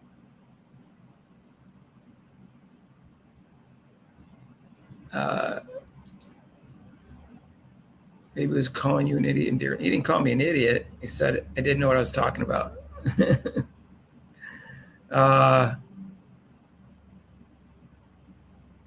So, anyway.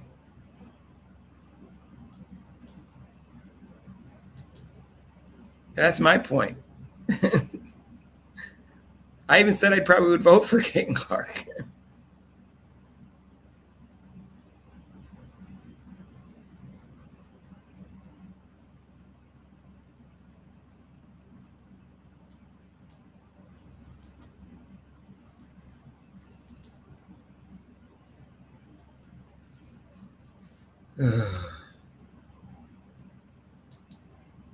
My sensitivity always surprises you. I just think it's childish to resort to like name calling in a discussion about a factual, logical discussion like that. That's all. You don't know anything. That's how you have a discussion? Sorry. That's not me.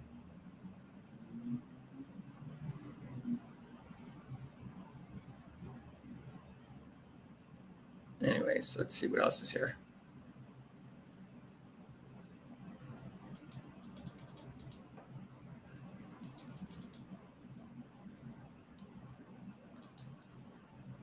I agree efficient doesn't win games. I think Caitlin is the better player because she's not worried about her efficiency. She's willing to take risks.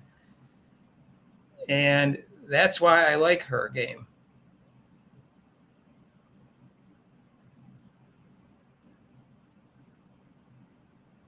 Anyways.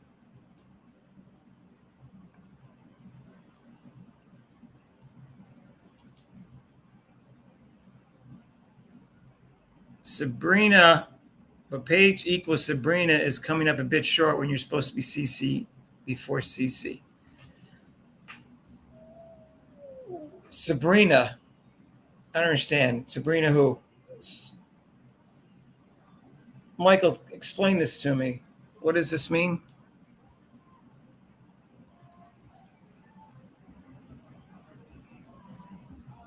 PB, Paige Bueckers equals Sabrina is coming up a bit short when you're supposed to be CC before CC. I guess I don't understand.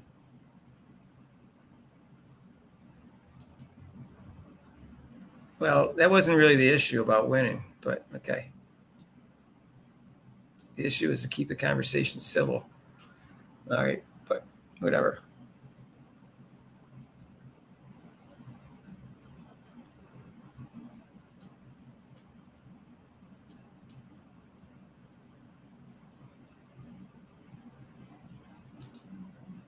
Okay, I'll ignore you.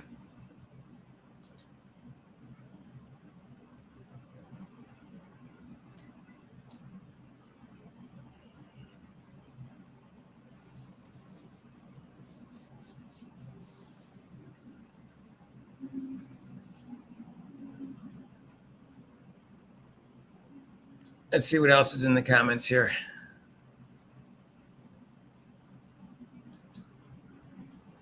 This is a good topic.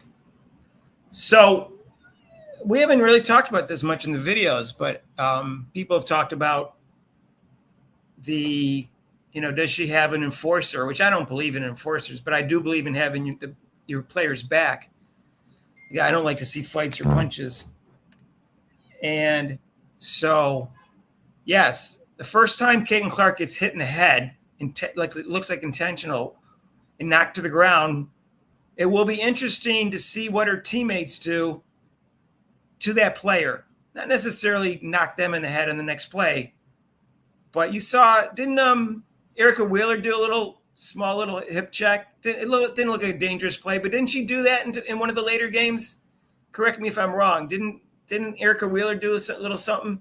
Was that to Diamond DeShields, or was it someone else after Diamond DeShields did that cheap shot? I still have a soft spot in my heart for Christy Wallace, who was the first one that stood up for another player after that entanglement with Kennedy Carter and one other player again the second time. And Christy Wallace went over there and stood up there and said, we're not having this. I think these players will stand up for even more than that. So it will be interesting to see. I don't want to see women hitting each other. I don't want to see women knocking each other to the ground and potentially getting people injured. But at the same time, you got to get in their face. And I think Aaliyah Boston was too nice in that particular instant. She should at least gotten Kennedy Carter's face. I'm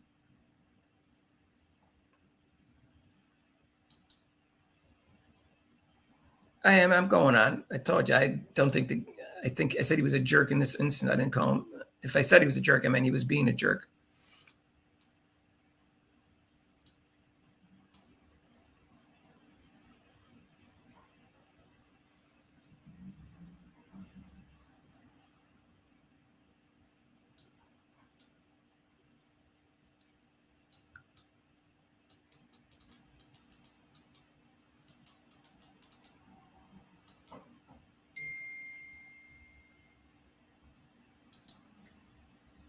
Angel Reese would be way better if she didn't have a large metal rod in her dominant leg. Yeah, I do agree that holds her back, but does that really prevent her from layups? When she shoots those layups, it's not because of her leg. She's just like throws it up. She doesn't even look like she aims for it. Like Rob said, there's that little box around the if it's farther away, yes, obviously you don't aim for the box. You have to aim to the side more. But she looks like she just throws it up. She doesn't even look like she aims for the little box when she's doing layups. So I don't think her leg has anything to do with that. But I do agree that makes her look a little bit awkward and it does hurt her game a little bit and maybe her jumping ability. And I don't know why, and with modern technology, they had to put a metal rod in her leg. It was that injured. I don't know that much about her injury. I just know about it. So that will be.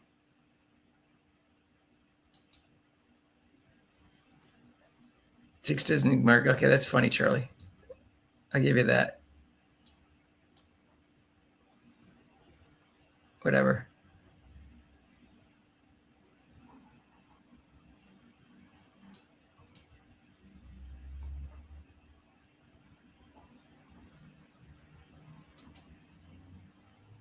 We have to fight fire with fire. Okay.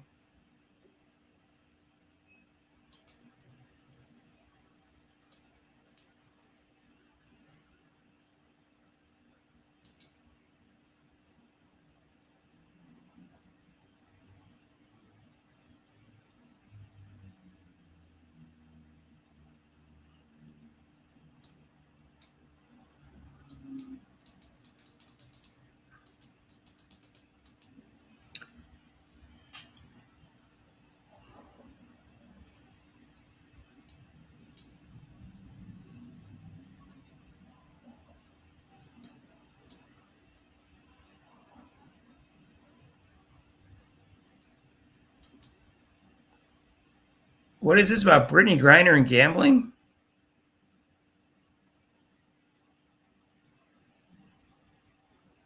Well, of course they're keeping Colson. What do you mean if they're keeping Colson? I'm not sure what that is. Anyways, what's this Brittany Griner? The Europe girl is not as good as Jim. Really?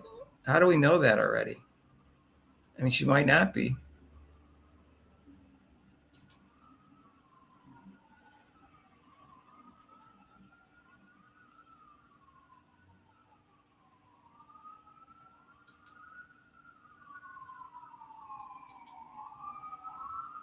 No, I don't. What? You can say what he wants in his channel.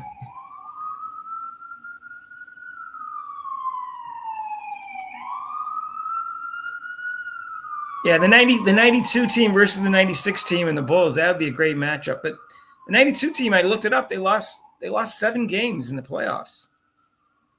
So they were 15-7 in the playoffs. And I think the 96 team, I know they lost 2 against Seattle in the finals. Let me look that up. They didn't cruise through the final. They didn't cruise through the regular season either. Why is my computer? Why is either the site is slow or my computer's slow? Because let me see how many 96 team. They lost to Seattle in 6 in the finals, right? So let me just see how many they lost. I know they won 72 games, but let's see. Chicago 3-0, 4-1, 4-0. Yeah, no, they were 15-3. I thought they had lost another game. They swept the Magic, and they swept the Heat. Yeah, they only lost 3 games. I don't know. It's hard to say that 92 Bulls were better than 96 Bulls when they were 67 wins and 15-7 in the playoffs, and the 96 Bulls were 72 wins and 15-3 in the playoffs. But it would be an interesting matchup.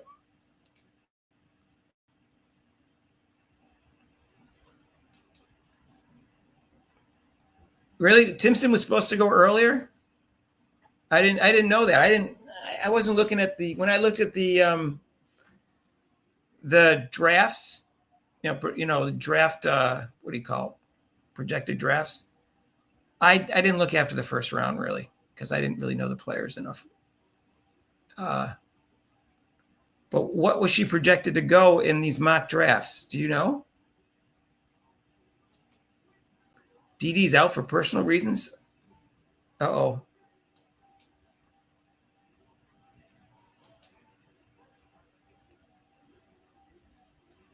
Reggie and the Pacers got robbed in 98. No, all right. Well, that's not true, but okay. Is that the year that Reggie Miller pushed in Game 6, pushed Michael Jordan from the back? It was an obvious foul, and all 3 refs sucked up their whistle to form a Game 7. Yeah, okay. Tell us how they got robbed. The Bulls should have won that series in 6.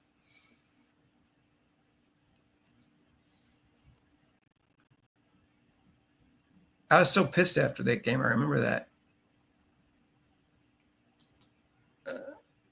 Oh, you think so? The Bulls were 72-10 and 15-3. How many did Celtics win? What, like 67 games that year? You think so? All right, I'll take any team with Jordan on it. So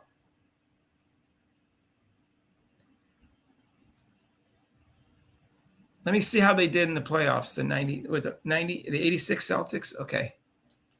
I remember they had a great team that year. Didn't they? Weren't they like 40-1 at home? That was their best team in the Bird era, right? The 86.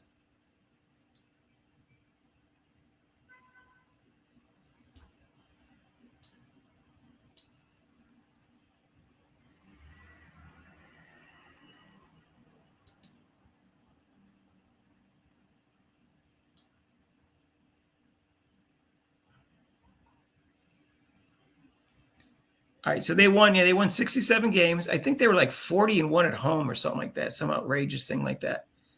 And let's see how they did in the playoffs.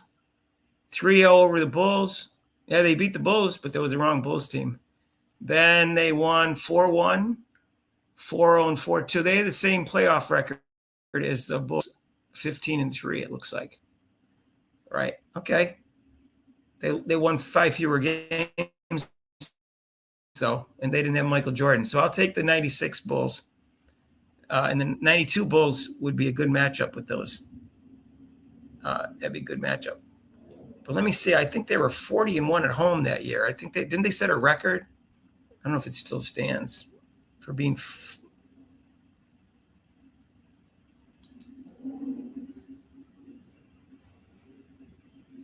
Let's see. I don't know if it's going to have this for me or not.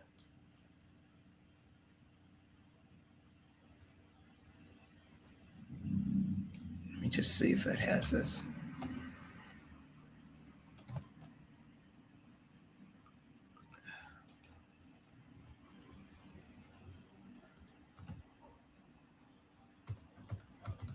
And I think I'm pretty sure they were 40-1. But I don't agree. I'd take Michael Jordan's best team over any other team in history. In fact, that 72 Bulls, the 96 Bulls actually should have won 73 games. There was this call at the end of the game where the guy released the ball and he got fouled on a player approaching him on the wrist about 30 seconds after the ball was released, and he called that a foul.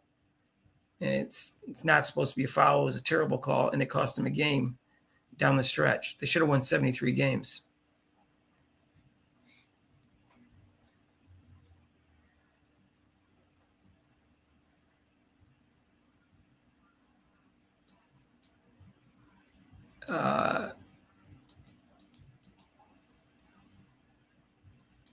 So she's not even in camp right now? Is that what you guys are saying? I didn't see that, but yeah, but Rodman is kind of a jerk. Michael Jordan played well at 40, but not as good as LeBron. I'll be honest about that. But he also took 3 years off, and it's hard to get it all back when you take 3 years off at that age. Oh, at any age really. First time he took off about it was a year and a half, but he was still relatively young, and so. But I think LeBron's playing better than he's playing better than any 40-year-old in the history of the league. There's no question about that.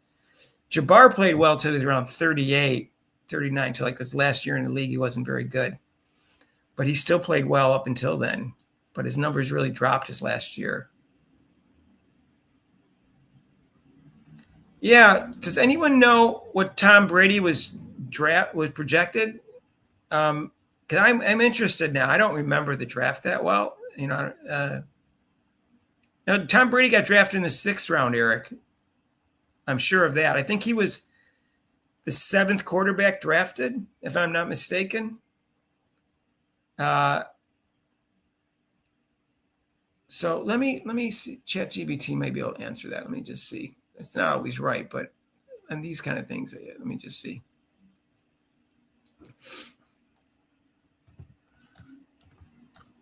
How many quarterbacks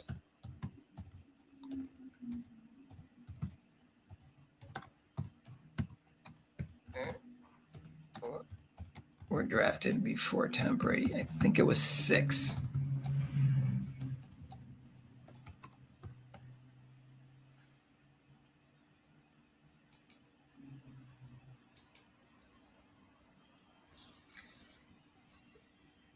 Yep, there were 6. Chad Pennington, Giovanni Carmazzi in the 3rd round, Chris Redmond, T. Martin, Mark Bulger, and Spurgeon Wynn. Wow. He's 6'6". The only one who was even remotely decent was Chad Pennington. I think Mark Bulger had a little bit of a career. Wow. It wasn't like there was a bunch of great quarterbacks drafted before him. Let's see. Where was he projected?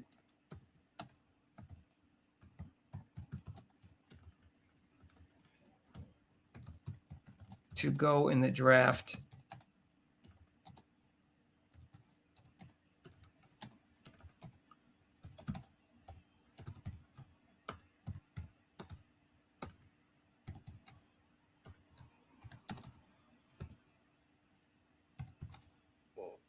What was his ranking among quarterbacks?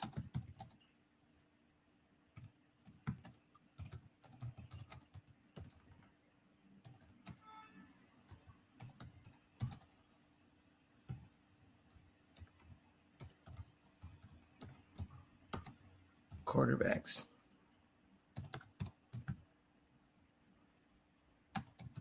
In the draft. Let's see what we get here.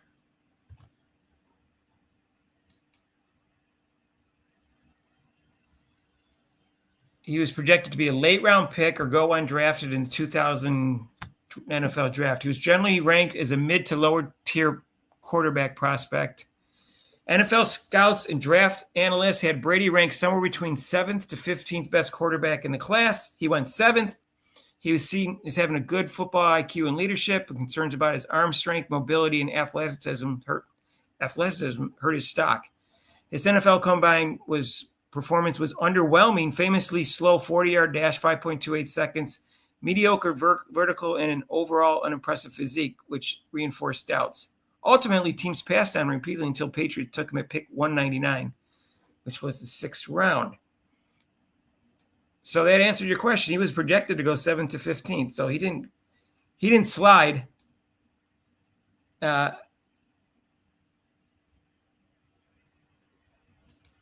he didn't even start his whole career and stuff like that at times.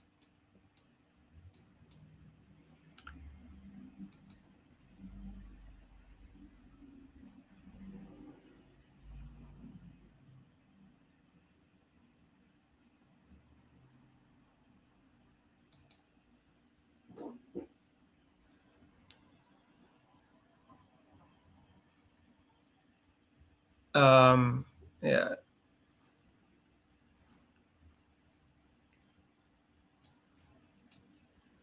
I like I've seen articles and stuff like that are like on most overachieving player and most underachieving players. I like lists like that.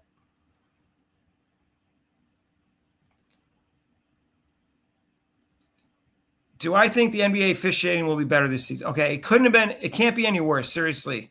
For a professional league, that was probably the same level as high school refs in terms of, so yes, it has to get better. They supposedly hired 2 people. I don't know if they were new jobs or they replaced the 2 people that had something to do with overseeing the refs and training and officiating and regulation and grading.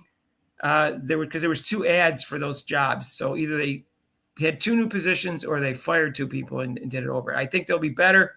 Well, I think they'll be much better. Probably not. Where are they going to get them from? Again, only know we can get them from is new refs that are getting promoted from a lower level, or you convince them Division I refs that are higher ranked to ref maybe half the season, or if they're fanatics, if they're younger, could ref the full season. So.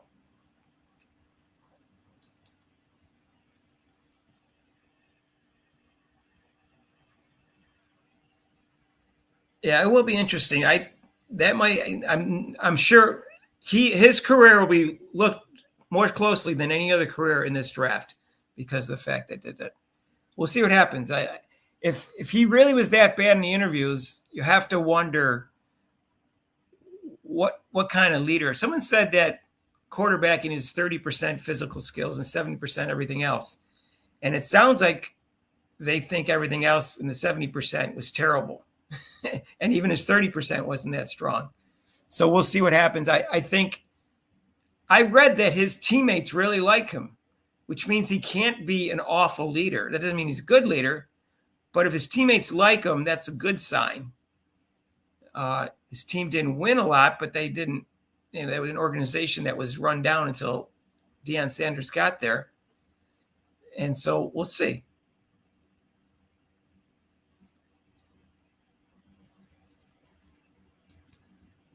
So Tina, when I say she was better, I'm saying she was better when they entered college.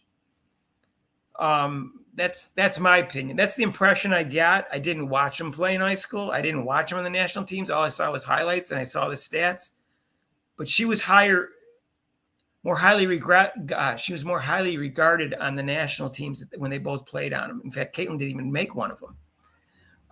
But so that's what I'm saying. The UConn name got her more attention. Yes.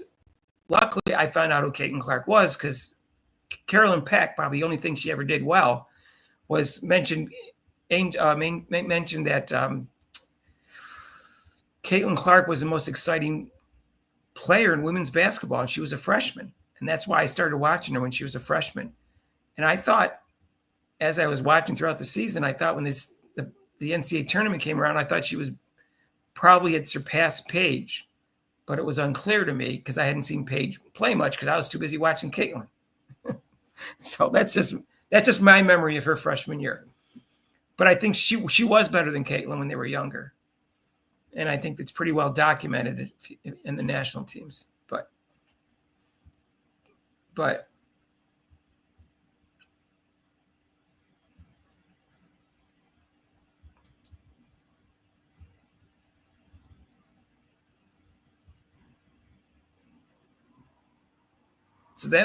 I think by the end of the year, like I said, I think Caitlin was just improving quickly at that point.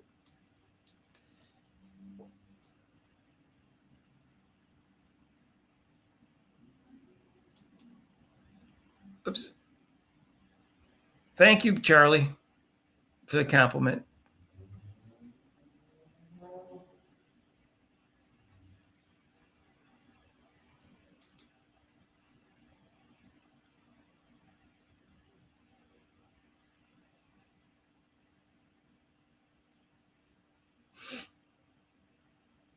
Yes, Caitlin Clark wanted to go to UConn. I think it was her first choice, and Maya Moore was her hero. And Notre Dame, she actually had given a verbal commitment to Notre Dame. She wanted to go to Notre Dame as her second choice. I guess it was her second choice. She's never actually clarified that in the interviews I've seen. And she's Catholic and all that. And Notre Dame develops guards. There's 6 good guards in the WNBA from Notre Dame right now. There's only 1 from UConn and 1 from South Carolina, I think, and that's it. So then she changed her mind and wanted to stay home. But Gino thought Paige was better. I don't have a problem with him thinking that at the time, and didn't think they needed both of them because they both were point guards. So what was he going to do? He committed to Paige because she was the number 1 recruit. When Paige accepted, was he going to take both of them? I don't know. In hindsight, he should have taken both of them. But, what are you going to do? That's the story. He was interested in Caitlin, but he had committed to Paige first, and Paige was the number 1 ranked recruit, had a better reputation than Caitlin, and that's what he said. He didn't think he needed both of them. There was nothing stopping him from offering her a scholarship too, except for the fact that they both played point guard. If he could find a way for the two of them to gel together and each be a 1.5 or switch back and forth or turn Paige into a shooting guard, which he's perfectly capable. They're both capable of being shooting guards, obviously. Then I think UConn could have won 4 championships in a row. So in hindsight, it looks to me like Gino made a mistake because they were friends and I think they could figure out how to play together.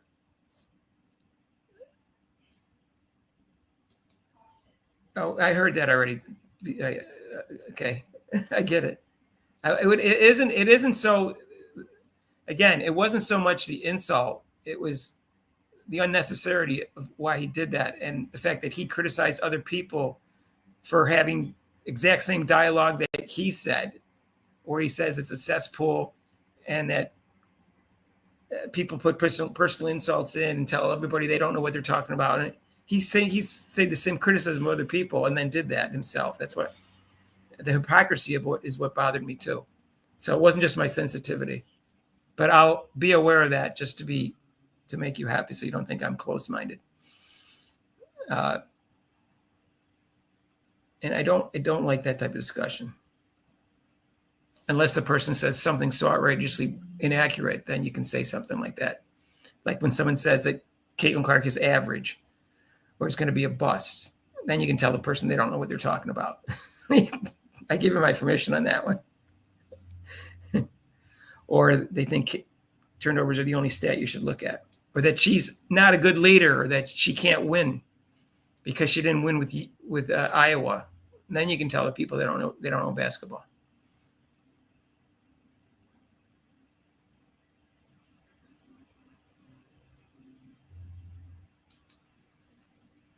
All right, cool. All right.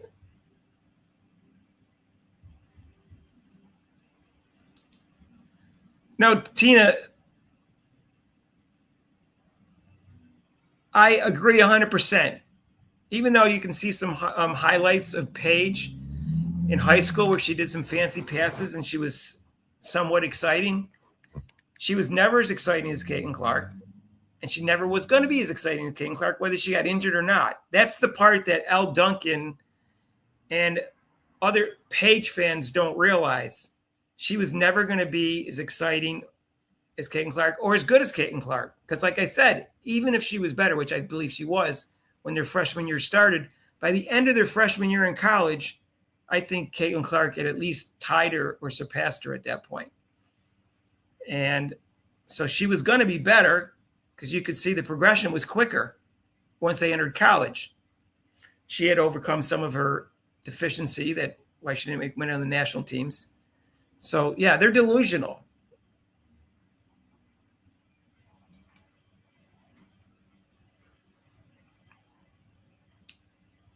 Yeah.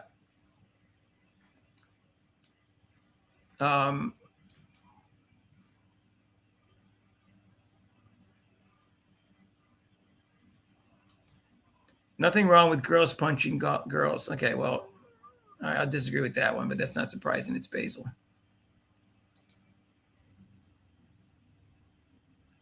I don't like seeing anyone punch anybody.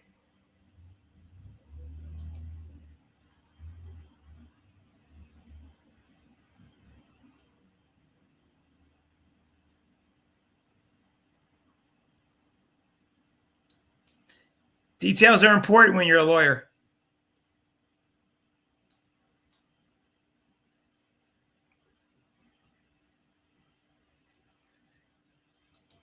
Mark just wants to give him a new scar. I just did. I told him he behaved improperly. Let's put it that way.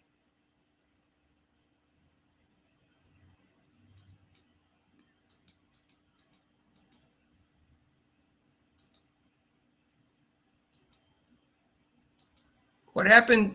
NBA 10 switching teams, probably fake news. Oh yeah, aren't there two twins they're identical twins in the NBA?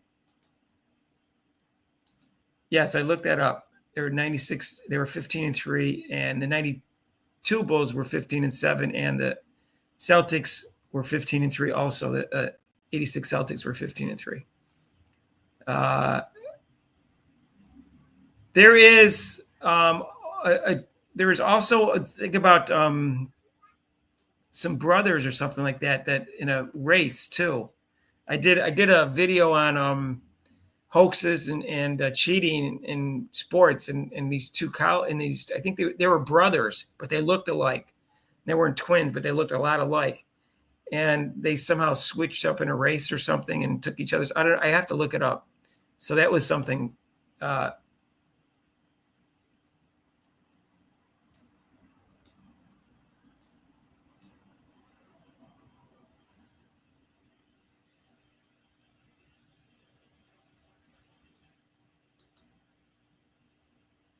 Yeah. No,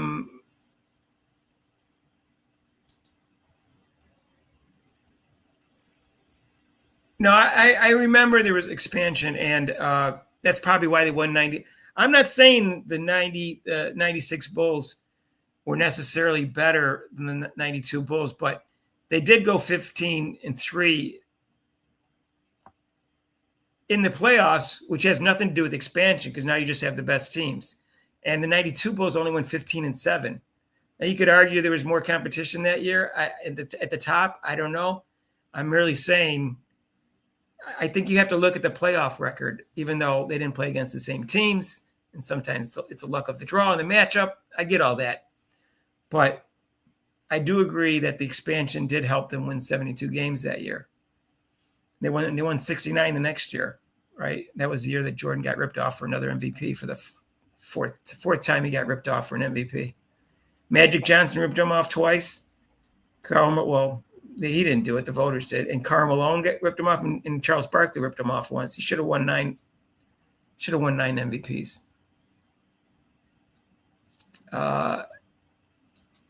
Yeah, they were 12-1. Yeah, I know they were, because that was the year that Moses Malone said fo fo fo, and they went fo fo 1, right? So that was a great team. So if you're into that, I did a thing about the greatest teams of all time, and I didn't take other factors into consideration. But what I did is I took their regular season record, and then I took their playoff record, and I doubled their playoff record, and then added it to the regular season record, and then I ranked the teams based upon those two statistics. I'm not saying it's a perfect system. I'm merely saying the playoff games are more important, and they're against better teams. So I counted them twice in terms of ranking them. It's strictly a numerical concept. And I did that. I think I did it around 3 or 4 years ago. So I think the Golden State, the Warriors with the 73 wins were in that. And it's in my Google Doc. I'll try to look for it. Stacey King, Angel, yeah. He was inconsistent. Every once in a while, he'd have a big game, and then he would underachieve for like 4 straight games.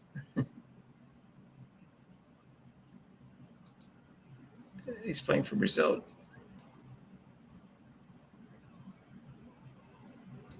Yeah, B.J. Armstrong had a couple really good years.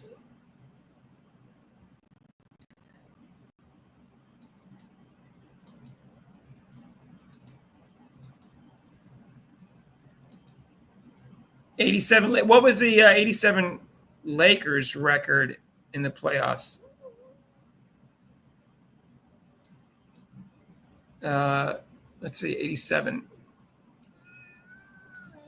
Yeah, that was one of their best teams, right?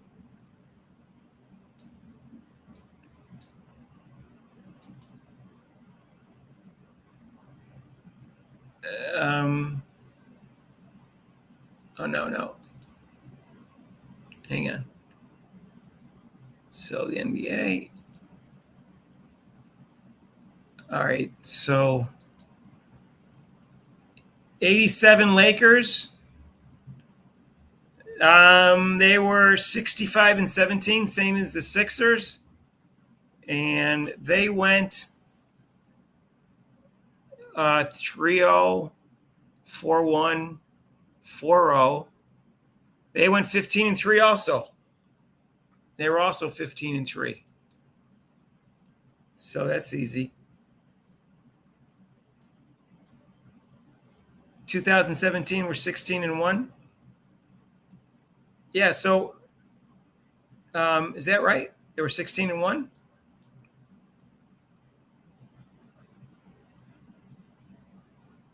I thought, really? I thought they were 16-2. Okay. All right, I believe it.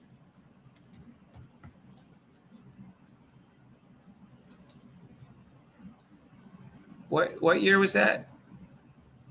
2017? Oh, 2017. All right. Really?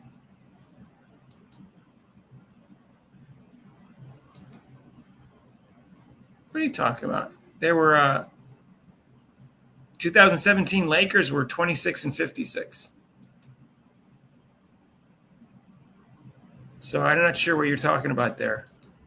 They weren't even in the playoffs.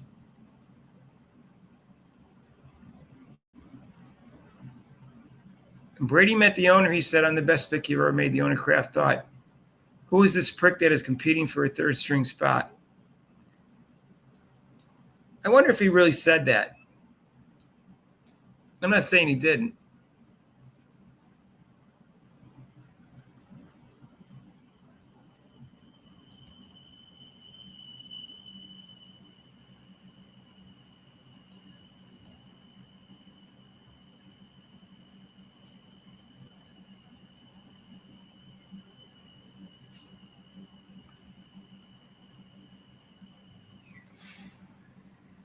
I wasn't following it that closely, so he kept splitting time with Brady. I remember that he wasn't always starting, so it wasn't like he was a 3-year starter, and that might have hurt his ranking.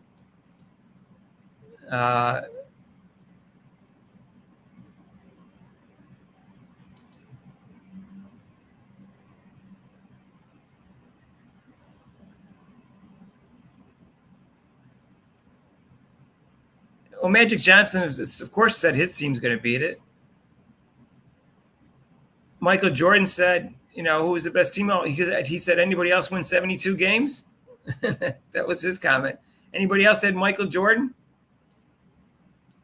Are you going to take the team with Michael Jordan on it or the team with Magic Johnson on it? I don't know. I'm going to take the team with Michael Jordan on it. I think he'd find a way to win. That's just me.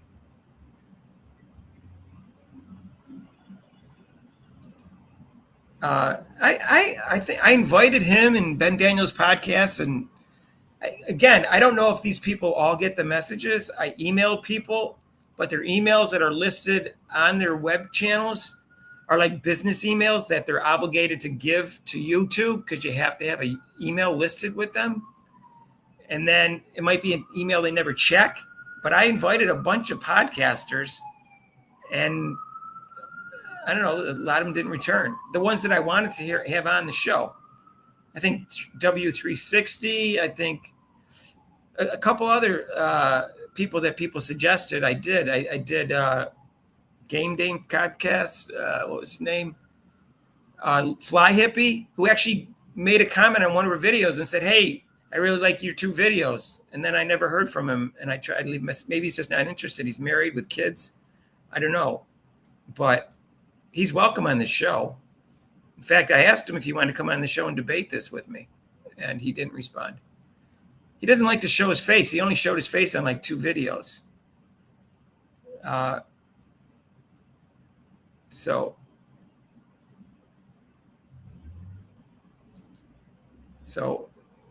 no, I told you I'm sure if we sat down and had a beer, we'd have a good talk. That's not really the issue. The issue is that his comment wasn't necessary. So I don't care. It's over with. You can't say Twitter's a cesspool and then contribute to it by making comments like that. That's all I'm saying.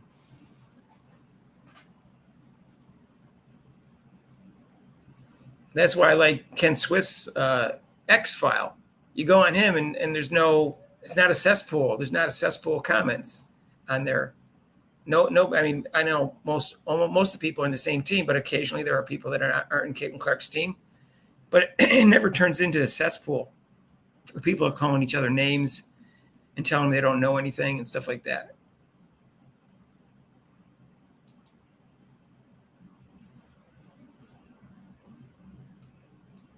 Yeah, I was a Kareem Abdul-Jabbar fan, so I wasn't rooting for the Lakers. I remember my father and I and one of my brothers, we sat down and watched the game when they had a 33-game winning streak going, and they were playing in Milwaukee. And I felt Milwaukee was going to win and break it because I had confidence in Kareem Abdul-Jabbar, and he had a huge game, and he stopped their winning streak. I remember that. That was impressive, though, 33 games.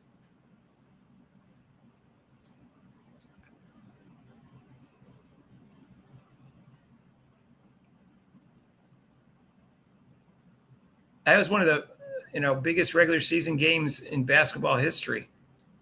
at the time was the Bucks were defending champs with the best player in the league playing against 70. The Lakers won 33 straight games.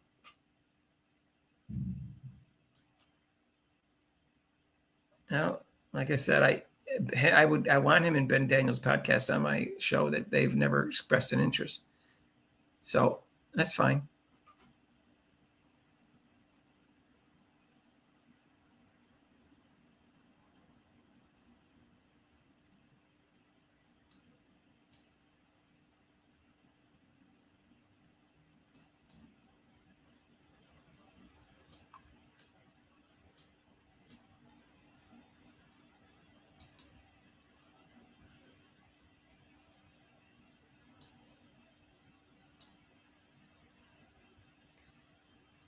I love Pat, best NBA coach. I'm not sure who the best coach was, because all the coaches that you're saying are the greatest coaches of all time also won with a lot of talent.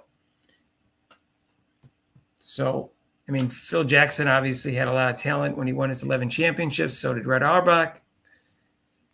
So did Pat. Excuse me. And so did what's his name? San Antonio coach.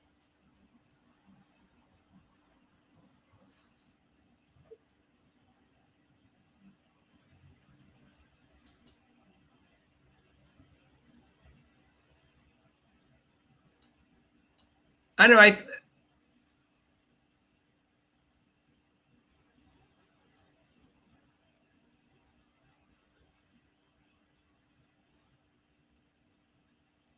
Yeah, I don't know if you can actually figure out who the best coach of all time was in basketball, but right now people would probably Phil Jackson would probably win a poll, and Red Auerbach would probably come in second, and Popovich and might come in third, or who knows?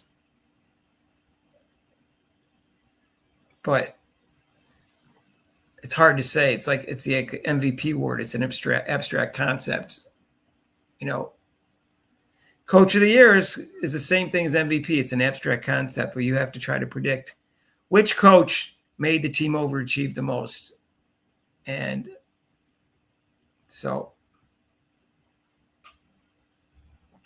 let me see if I can pull up that best record thing for you. Let's see. So I need to go on my Google Doc. Let's see.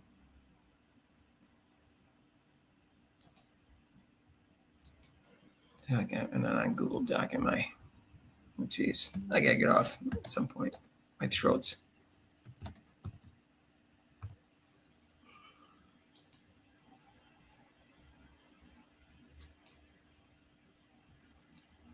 Search.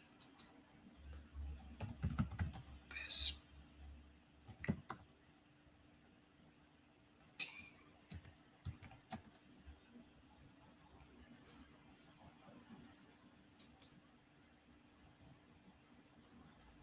All right.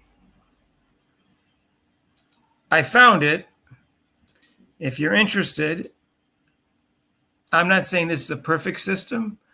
I'm really saying this is just one I came up with to try to rank the best teams of all time, but not thinking of, the era, how good the league was that year compared to other years, because that's too difficult. I can't measure that. Is this too small for people? Yeah. Okay. So I forgot. I think I did this like 4 years ago. Oh, let's see if I can make this bigger. Let's see. So you can see this.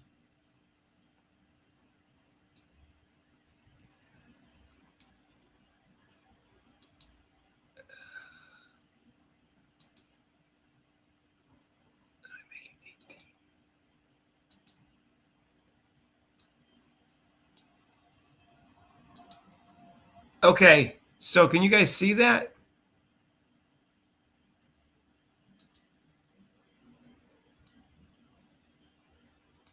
This is the winning percentage of the regular season plus the playoffs, but the playoff games I doubled. So if they were 15-3, I added 30-6 to their regular season record. And that's what I came up with in terms of ranking them in terms of winning percentage based upon that specific formula. So an underrated team is the 71 Bucks. Jabbar's second year we had with people don't mention that one very much, but you can see they were 7th in this way. Your 86 Celtics was 6th. Those Sixers you're talking about are 5th. The Bulls in 97 were 4th, and the Bulls in 96 were 2nd. And I think the 92 Bulls was in there somewhere. They're like 15th in the winning percentage. So,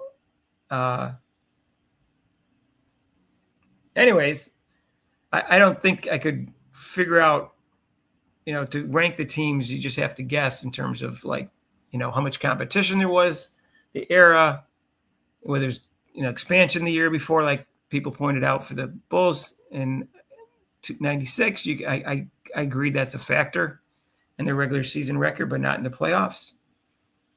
So, anyways, so what do you guys think of this list? I guess not very much because nobody can comment on it. All right. It's just an idea I came up with and tried an ability to try to rank them.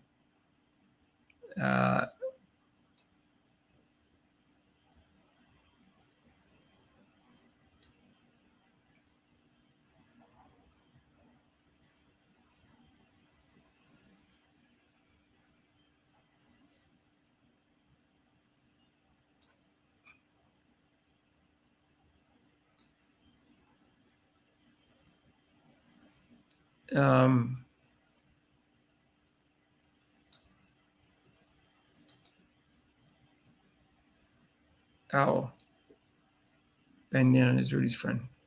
Oh, I think Ben Daniels funny.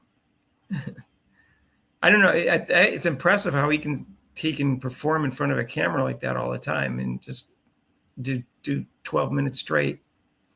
I can't do that.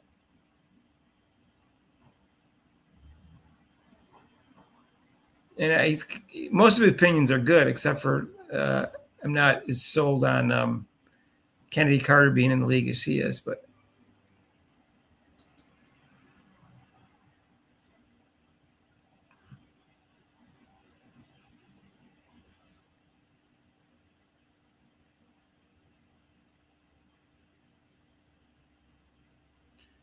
I don't understand this comment. He's showing Robert Horry.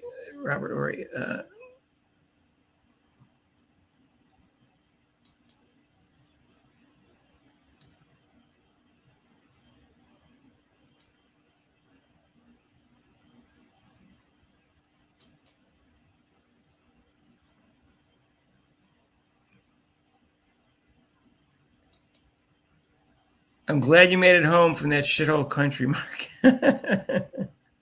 Well, that's what Trump would call it. But I was in a beach community, so my hotel was, 2 blocks from the beach, and in the DR, it's Sosua, it's not a normal beach.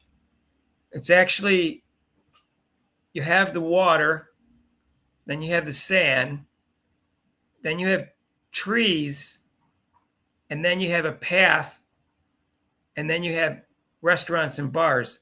So you walk along the path with the restaurants to your left and tables and trees to your right, and the beach past that. So you could sit at tables underneath the tree and have drinks and eat food with the beach a few feet away, but the trees are covering you underneath the sun, and it's very relaxing.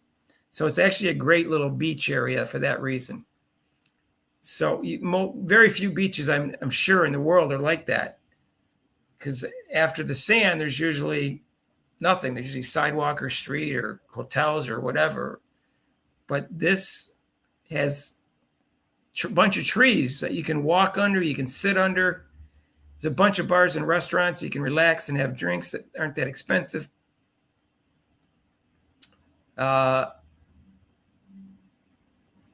Anyways.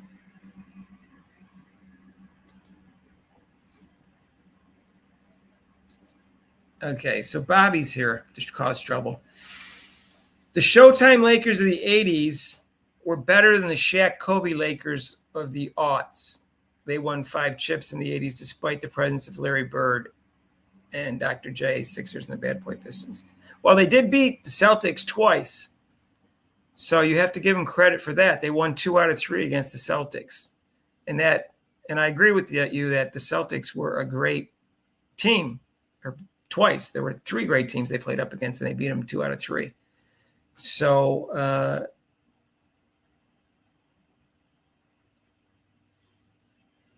the Lakers of the 80s, they didn't have one year where they won a tremendous amount of games. I guess their best one was 72 Lakers, no. But none of those teams, the 87 Lakers were the best team if you go by the formula that I just came up with. But you're right. They had a tough era during that time period. I don't think I think there was a lot of really good, strong teams at that time with some great players, but it's really hard to compare. Nowadays, the teams right now would destroy those teams because of their athletic ability and the three-point shot. So I can't imagine this Lakers team beating like a Warriors team that's dropping threes like it's nothing. So, but it's not a fair comparison because if those people knew the three-point shot was important, they would have been practicing since they were 10 years old, like the players do today. So you'll never know. I think when who was the guy that said it was J.J. Redick said that Larry Bird wasn't one of the greatest three-point shooters of all time because his shooting percentage for threes wasn't quite as high as the modern sharpshooters that are at right now, but the whole league's percentage is much higher because they started practicing at age 10, and Larry Bird didn't know that was important until age 20. So or maybe even after that, maybe until he got in the NBA. So Larry Bird shooting percentage would have been higher. So talent-wise, he was one of the greatest three-point shooters of all time because he was the best of his era. So I disagree with J.J. Redick, and I think a lot of people disagree with J.J. Redick for that reason. And I love Larry Bird, but I'm not a super Larry Bird fan, so I don't think I'm biased towards Larry Bird in this sense.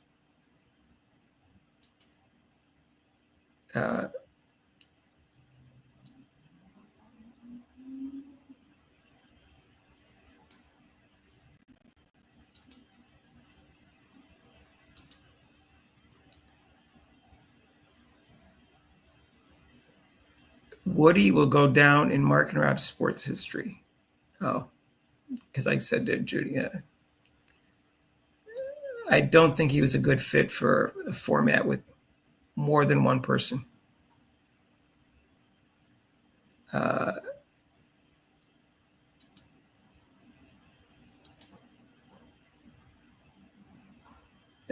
Michael Tillery. He's a friend of, I know his sister. All right. It was interesting when I was talking about when you rank, I'll take this down. I don't know if nobody found that interesting, I guess. Okay, I'll take that down. I was in the DR, Vadim, for a week. Tuesday to Tuesday, I was in the DR. I go there like once a year. Just one beach community. It's not very far away. It's a nice flight. It's not too bad. It's not expensive. But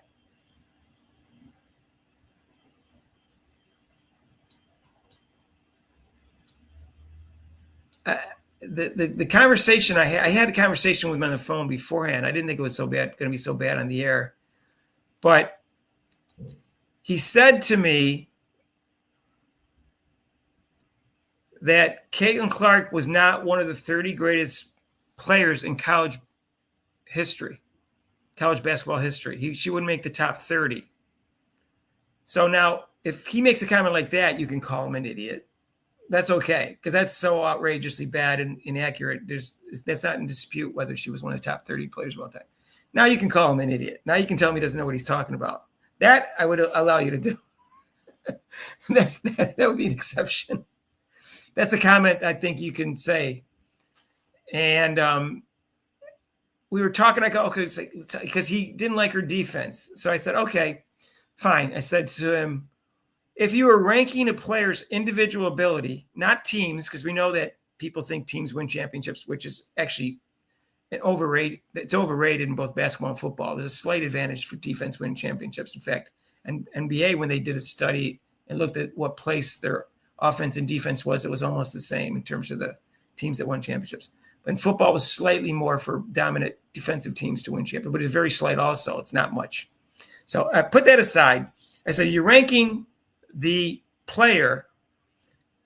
How much emphasis do you rank their offense ability, and how much do you rank their defense ability?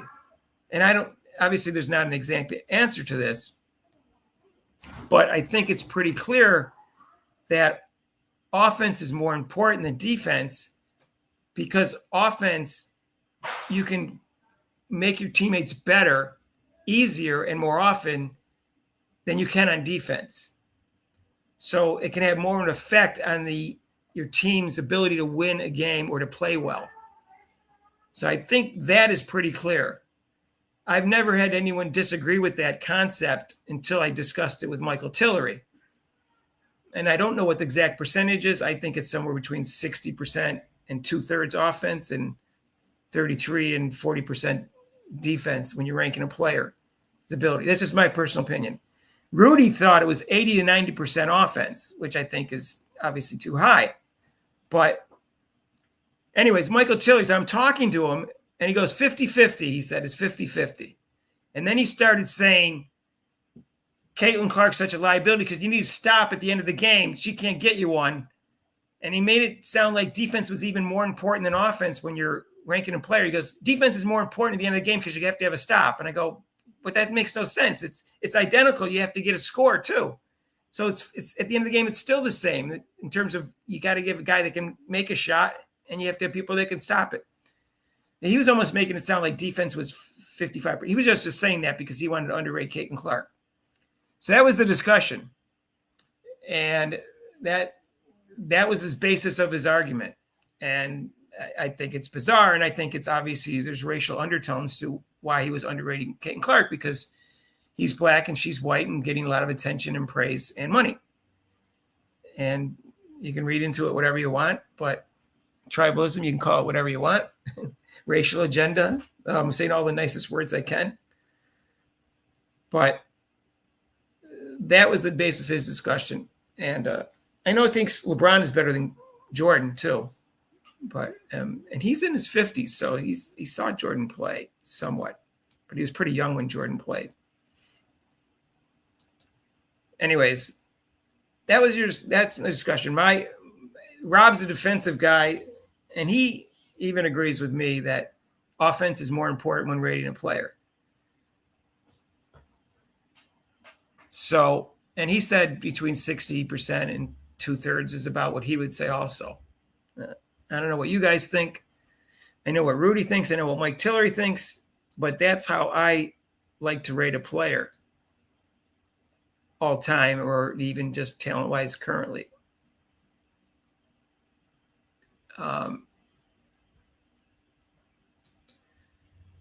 Giraffes are 30 times. I shouldn't laugh at giraffes. Giraffes are, don't anything to humans. But is that a true factor?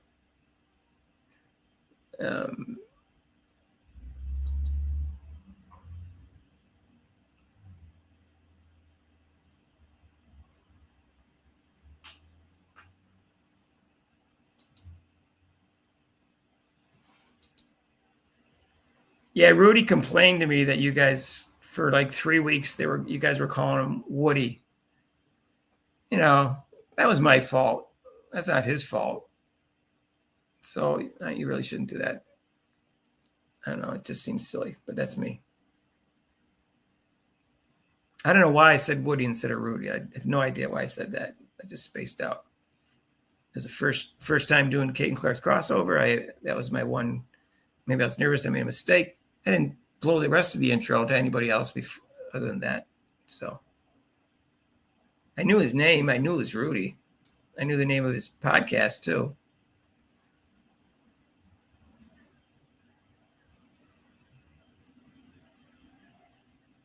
JJ's an idiot.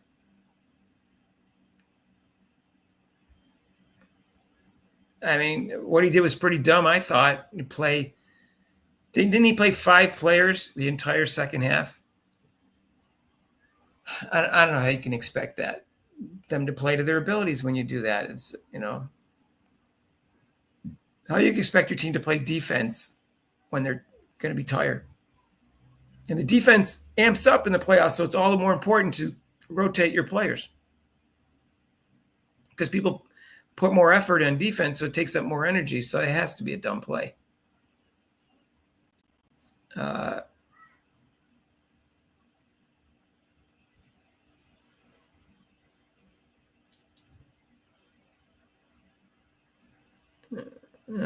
want Jordan if my life was on the line too. So sorry. I don't even know what that means, but all right.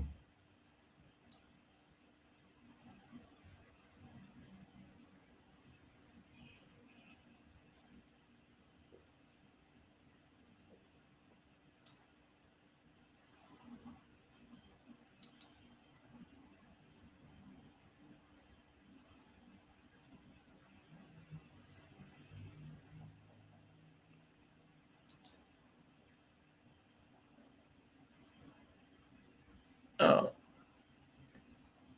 Just tell him his conspiracy theories are whacked and tell him he doesn't understand the black experience. All right.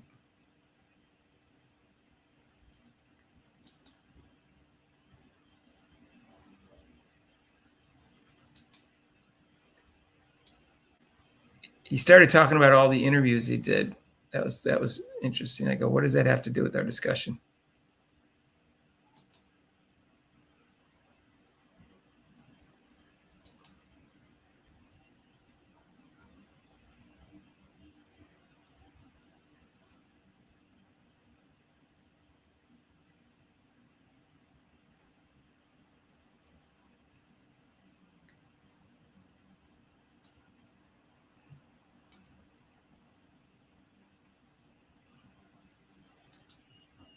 Detroit has taken the lead. Oh, is that? Yeah, that game's going on right now.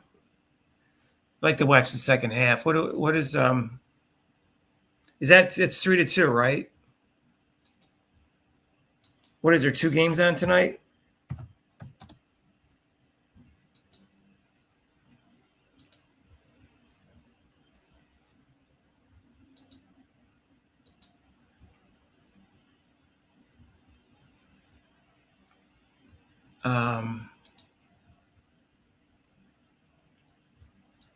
What is it? Okay, what is this? Oh, Pistons up 61-59 at halftime. And this is 3-2, and this game is in Detroit. All right. And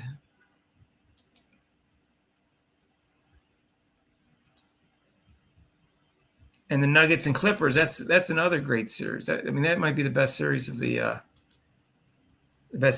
first round. Oh yeah, was that Tillery, Walter Winchell? Was he talking about Walter Winchell?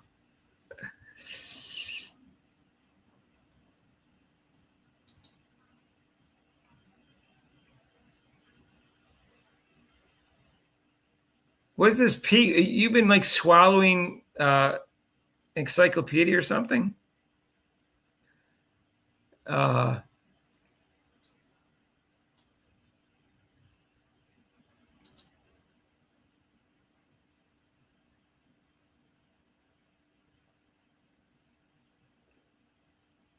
There was a shot at the end of the game, at the end of the half.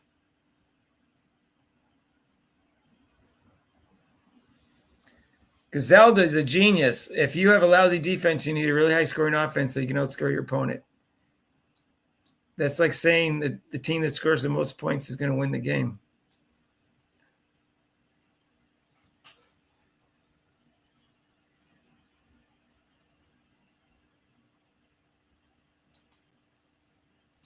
In the 80s, before expansion in 1988, teams in each conference played each other at least 6 times a year. No wonder why teams hated each other like the Celtics and the Sixers. Right. And also they were more physical because they hadn't put in the flagrant 1 and 2 rule. So they got away with a little bit more of cheap shots, in my opinion. I think they put that in. I looked it up. I thought it was like 1990, I think they put it in. The flagrant 1 and 2, which was the smartest thing the NBA ever did because it took cheap shots out of the game.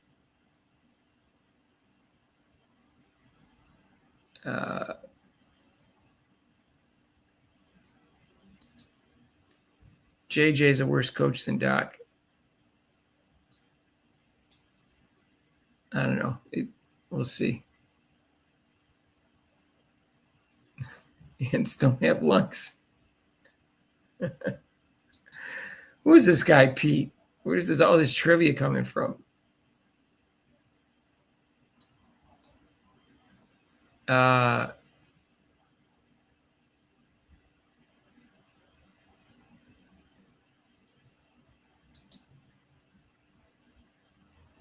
What was your quote by Pat Riley? What was it? Sorry, I can't.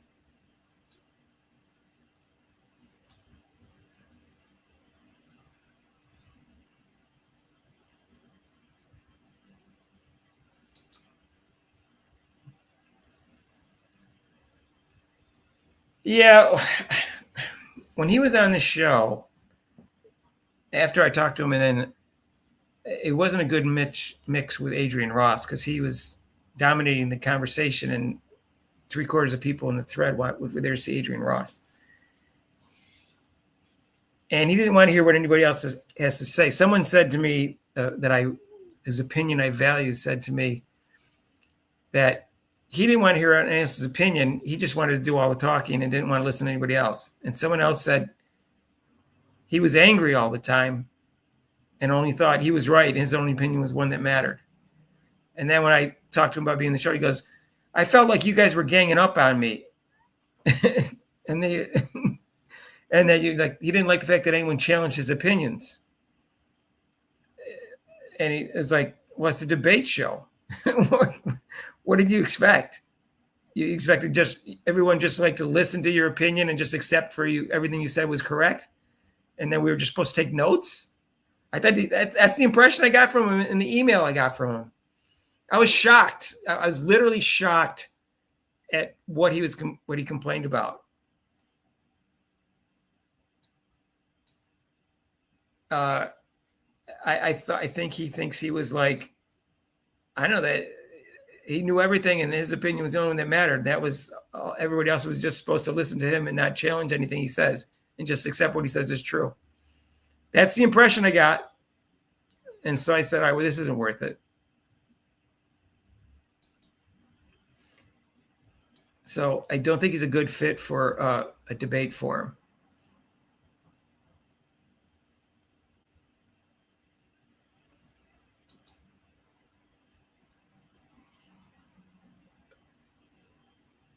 Yeah, but I don't care whose comment it is. I don't understand it.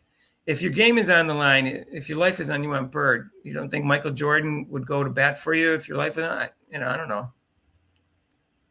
Maybe if you're talking about non-basketball, life is on the line. I just don't understand the comment.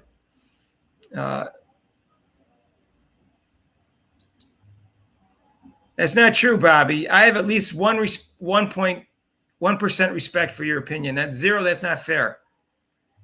I have 1% respect for your opinion.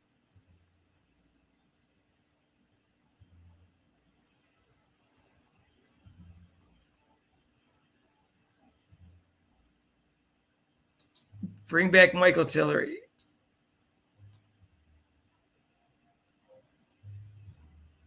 This is Pete. What are you on? Like, you're on a trivia website and just like quoting the ones you like?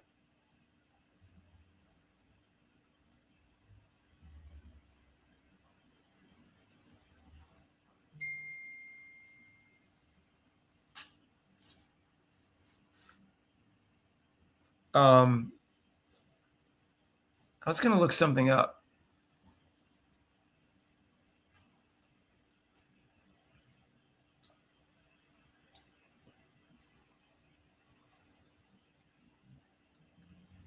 Oh, I know what I was going to look up. All right. Hang on.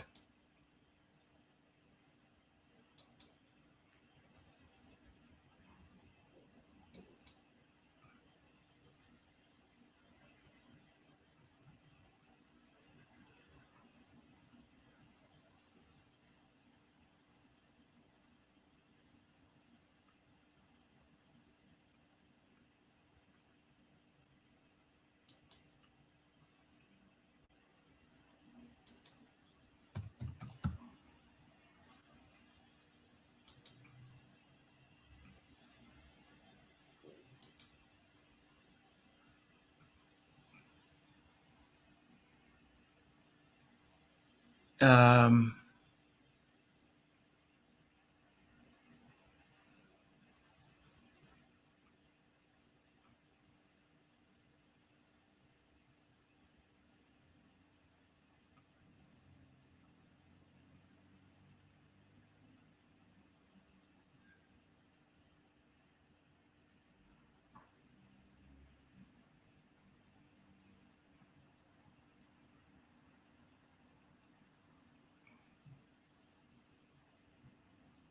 okay.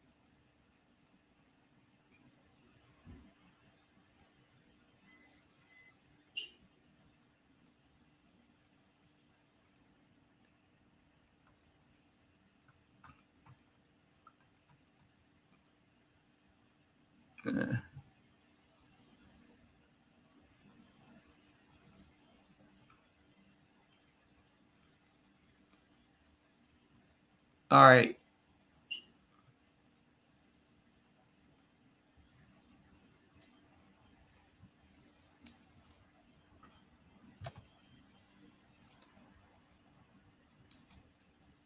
I found this entertaining, so I will share it with you.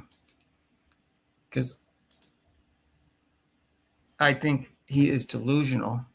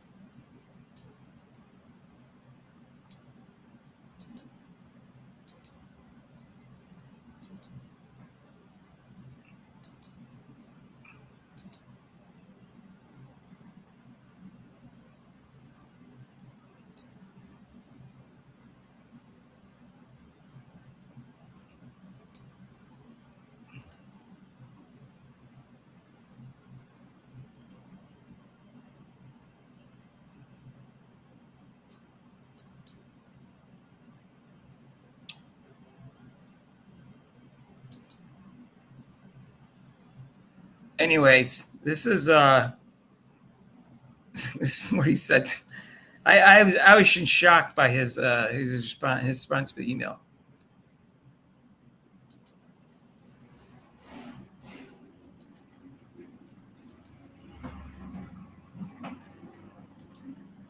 He said, "In order for me to come back on, I need an understanding of the goal. Are you having me on to ask questions or to debate me?"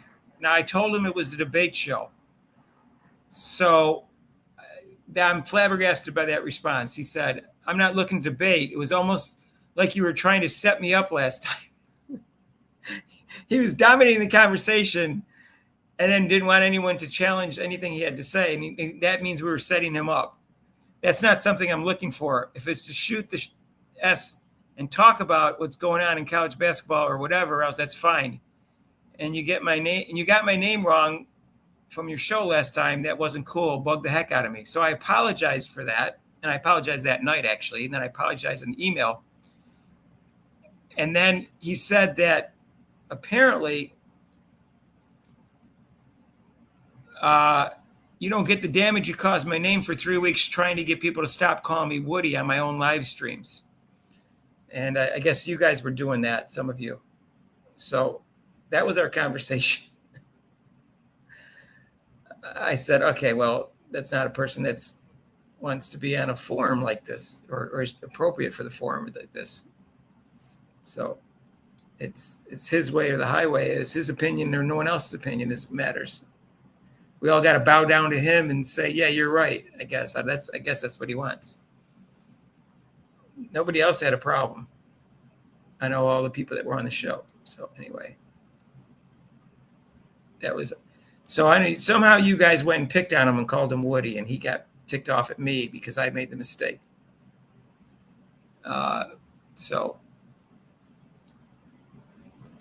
And like I said, I regret, it's just a name. My God.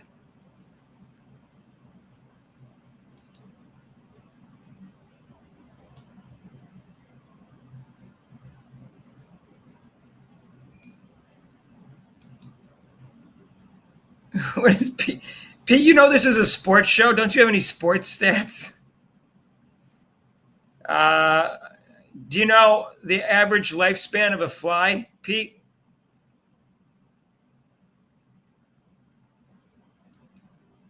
I want Tillery back. Oh, yeah. Oh, that's right. Do you want to break a scoring record? Right.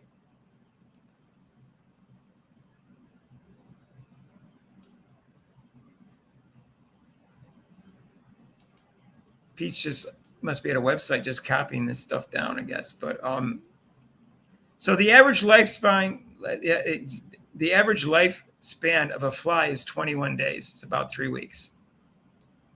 Just so you know.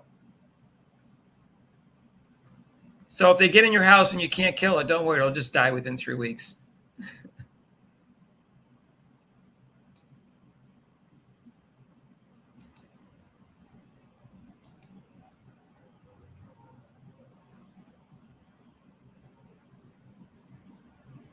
That's true. I do not find women's basketball entertaining. I find Caitlin Clark entertaining. I will be first to admit that. I think the men's WNBA playoffs is more exciting than WNBA by a large margin, but I still don't find it more exciting than Caitlin Clark. That's kind of weird. That's how exciting I think Caitlin Clark is as an athlete. I think she's the most exciting athlete since Michael Jordan. We're pretty much close to that. I really got into watching LeBron when he first entered the league because I could tell he was going to be a super great player, but it was never like I was looking forward to watching his games as much as I look forward to watching Caitlin play. Yeah, Bobby admitted that he went on his website and called him Woody. And I told him I thought that was childish to do that, but that's just me. It's like I said, it was my mistake.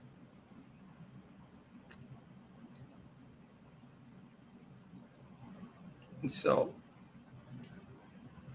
I know you think it's all in good fun, but it's kind of annoying when you're on the other end of it.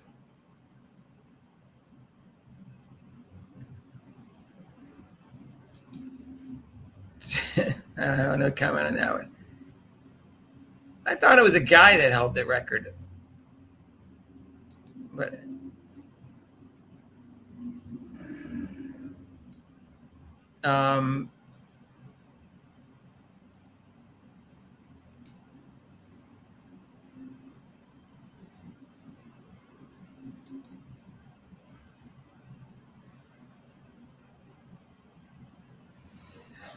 you don't find Usain Bolt hit that handsome? Let me turn on this TV. I want to watch the second half of the Detroit Pistons game. You said there was a shot at the end of the half, where he made a big shot at the end of the half at the buzzer or something like that.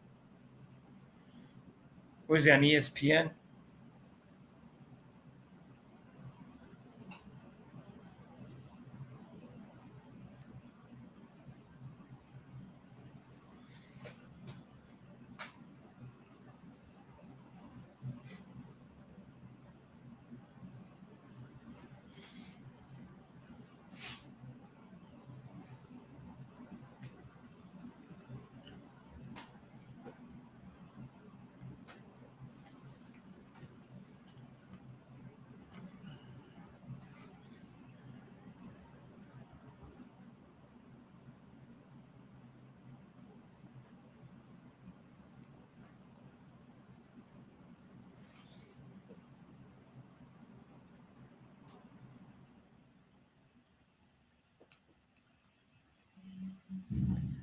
Well, I saw you sing Bolt's girlfriends. They were pretty hot, though.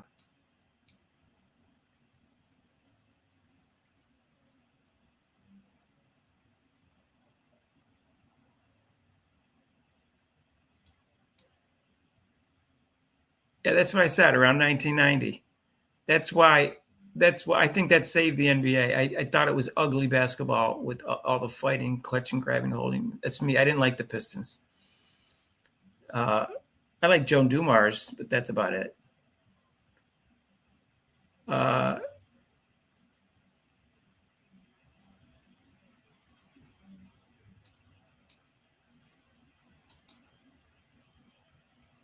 Charlie, that's a great way of wording it. That's kind of what I thought I said. She is more exciting than anyone in the WNBA, but the WNBA is boring. And I like NBA playoffs. I don't like NBA regular season. And I still don't like all the three-point shots. I wish they would change the rules to curtail it. I came up with some ideas, and they don't listen to me.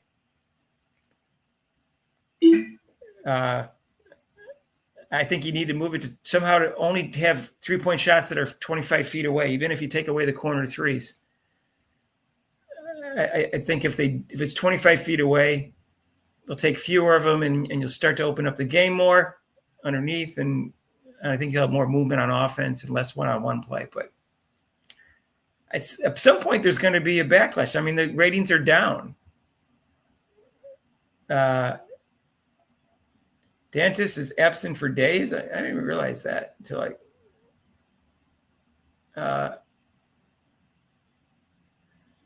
Black and White Sports Football says Shedeur Sanders' toxic locker room video, teammates can't stand him. I heard just the opposite. I heard a guy today said that the word is his teammates love him. So I don't know. I don't know what to think. So you can have one incident and overrate that. So I'm not gonna worry about it. He got drafted. He's on a team. He has his chance to prove himself.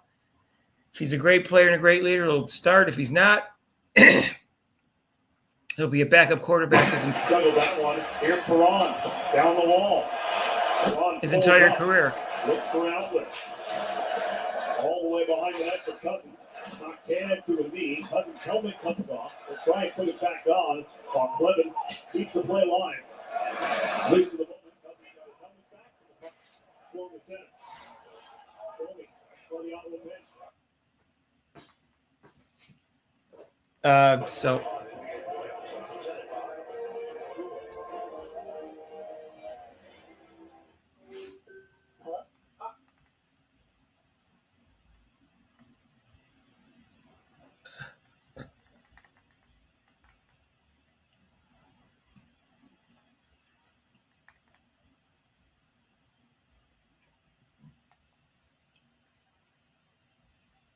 we all know that the others play well at home.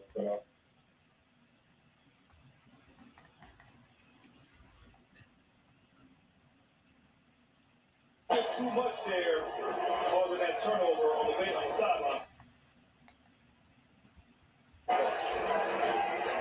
Cutting at three. In and out. Chow just got the rebound. It's at 8 seconds to work with. I'm watching the end of the first half. You said there was a play here? Out of bounds on the sideline, 59-58.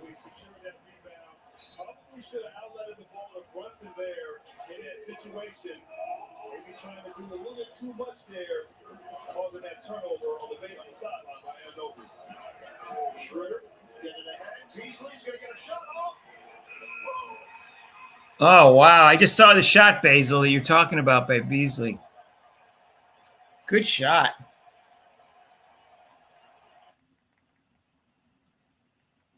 Impressive.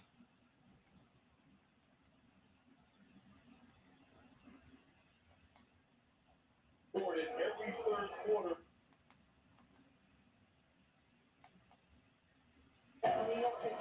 Basil, you were right for once. That was a good shot.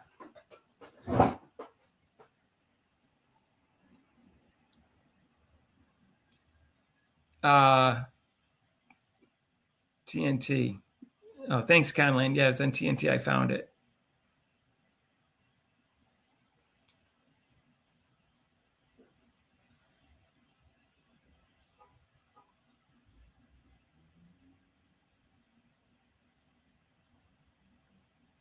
Oh, Bobby, I thought you said you went to his made comments down below and his videos are on his live stream. Oh, I thought you told me that. I apologize if you didn't do that. Yeah, Vinnie Johnson, he wasn't dirty. And neither was John Sally, wasn't that dirty. He was a little physical, but John's trivia for you. John Sally and Joe Dumars were the only 2 of the 12 players who shook the hands after they lost to the Pistons. And I'm sorry, until they lost to the Bulls 4-0. Those, you can watch it on film. Joe Dumars and John Sally kept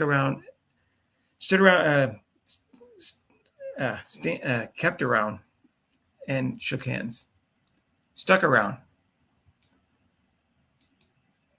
What's going on with Bill Belichick stuff? People are losing their older women absolutely hate it when men over 30 find women in their 20s attractive. Yeah, I don't believe they met on a plane. I think they met somewhere else. But who knows? They could be telling the truth. They probably met on sugardaddy.com, someone said. I don't know if that's true or not.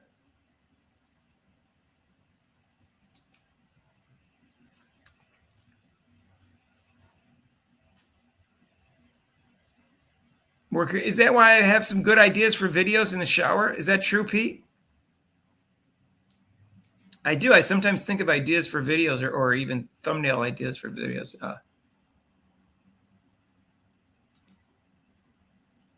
That's true. But I believe in free agency, even though I don't like the outcome of it.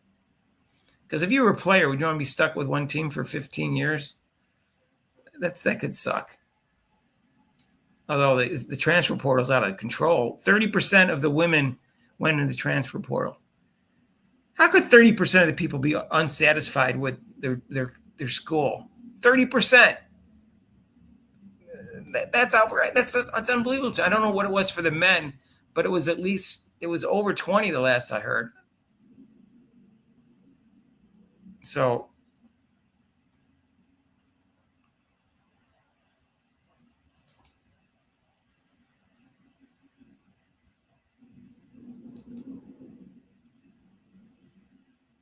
anyway,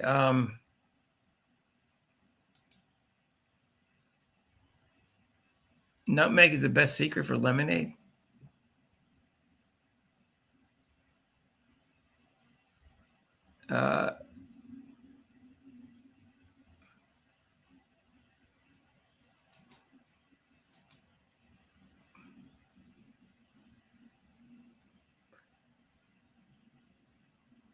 Pete, are you a bot or something? Anyways, I want to watch the Knicks Detroit Pistons game. I need some water and a comfort break. So, because I've been on the air since, oh my God, I've been on the air for 3.5 hours. It's 9 o'clock. You guys have been on this thread for 3.5 hours? All right.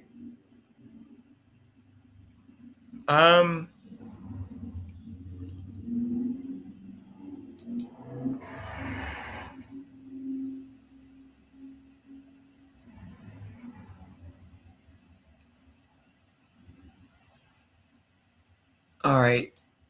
I'll avoid those. Women don't like it when you guys get. There's no women on the thread right now, are there? All right. But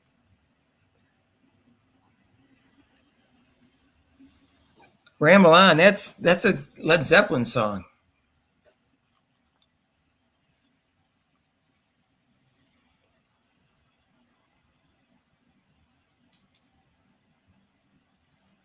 Yeah, lemon's not enough to make lemonade, but I like iced tea with lemon because I think it quenches your thirst better. Sugar tends to leave an aftertaste. So anyway, I am going to go. Anyone make a donation to the chat? make a my tongue tied. I'm tired.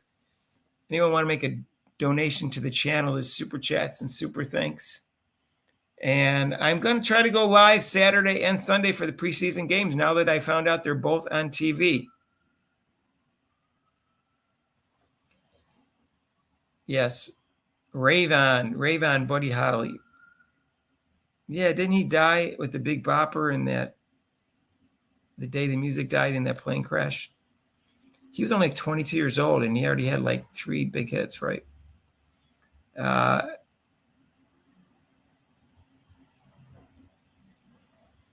We weren't shouting. That's not true. What was that? I don't remember us shouting. He's making that up. Anyways, all right. See you guys Saturday at 1, Sunday at 4, and Monday at 6. I got to go. Thanks for joining. I give you guys credit because, guys, I didn't even know I was on the air for 3.5 hours. How long did Rich stay? I didn't even pay attention. He stayed like an hour and a half, 2 hours. I forgot. Rich is a good guest, though, right? I'll try to get some guests. I think Act Nation will be here Monday. I'll try to invite Adrienne Ross again. She had said she enjoyed the 4 weeks, and then but it'd come back again in the future, but didn't give me a date. So I'll reach out to her. And Rosalina Lee, she's only on once, and I'll reach out to anybody else that wants to be on. And I'll reach out to Robin Lundberg. He was good too. All right. If you got any suggestions for podcasters, let me know. I may have already contacted them. They just didn't respond.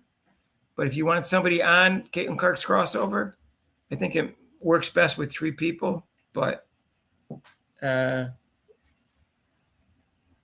right. Yeah. So anyways, I'll see you guys. Go Fever. Just because you are now a whole school for the gifted, don't make you better than us.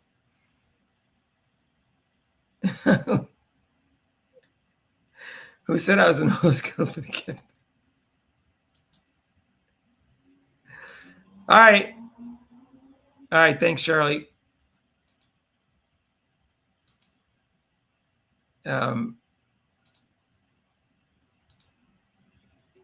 I agree, Charlie. No, just kidding. All right, thanks. I'll see you guys.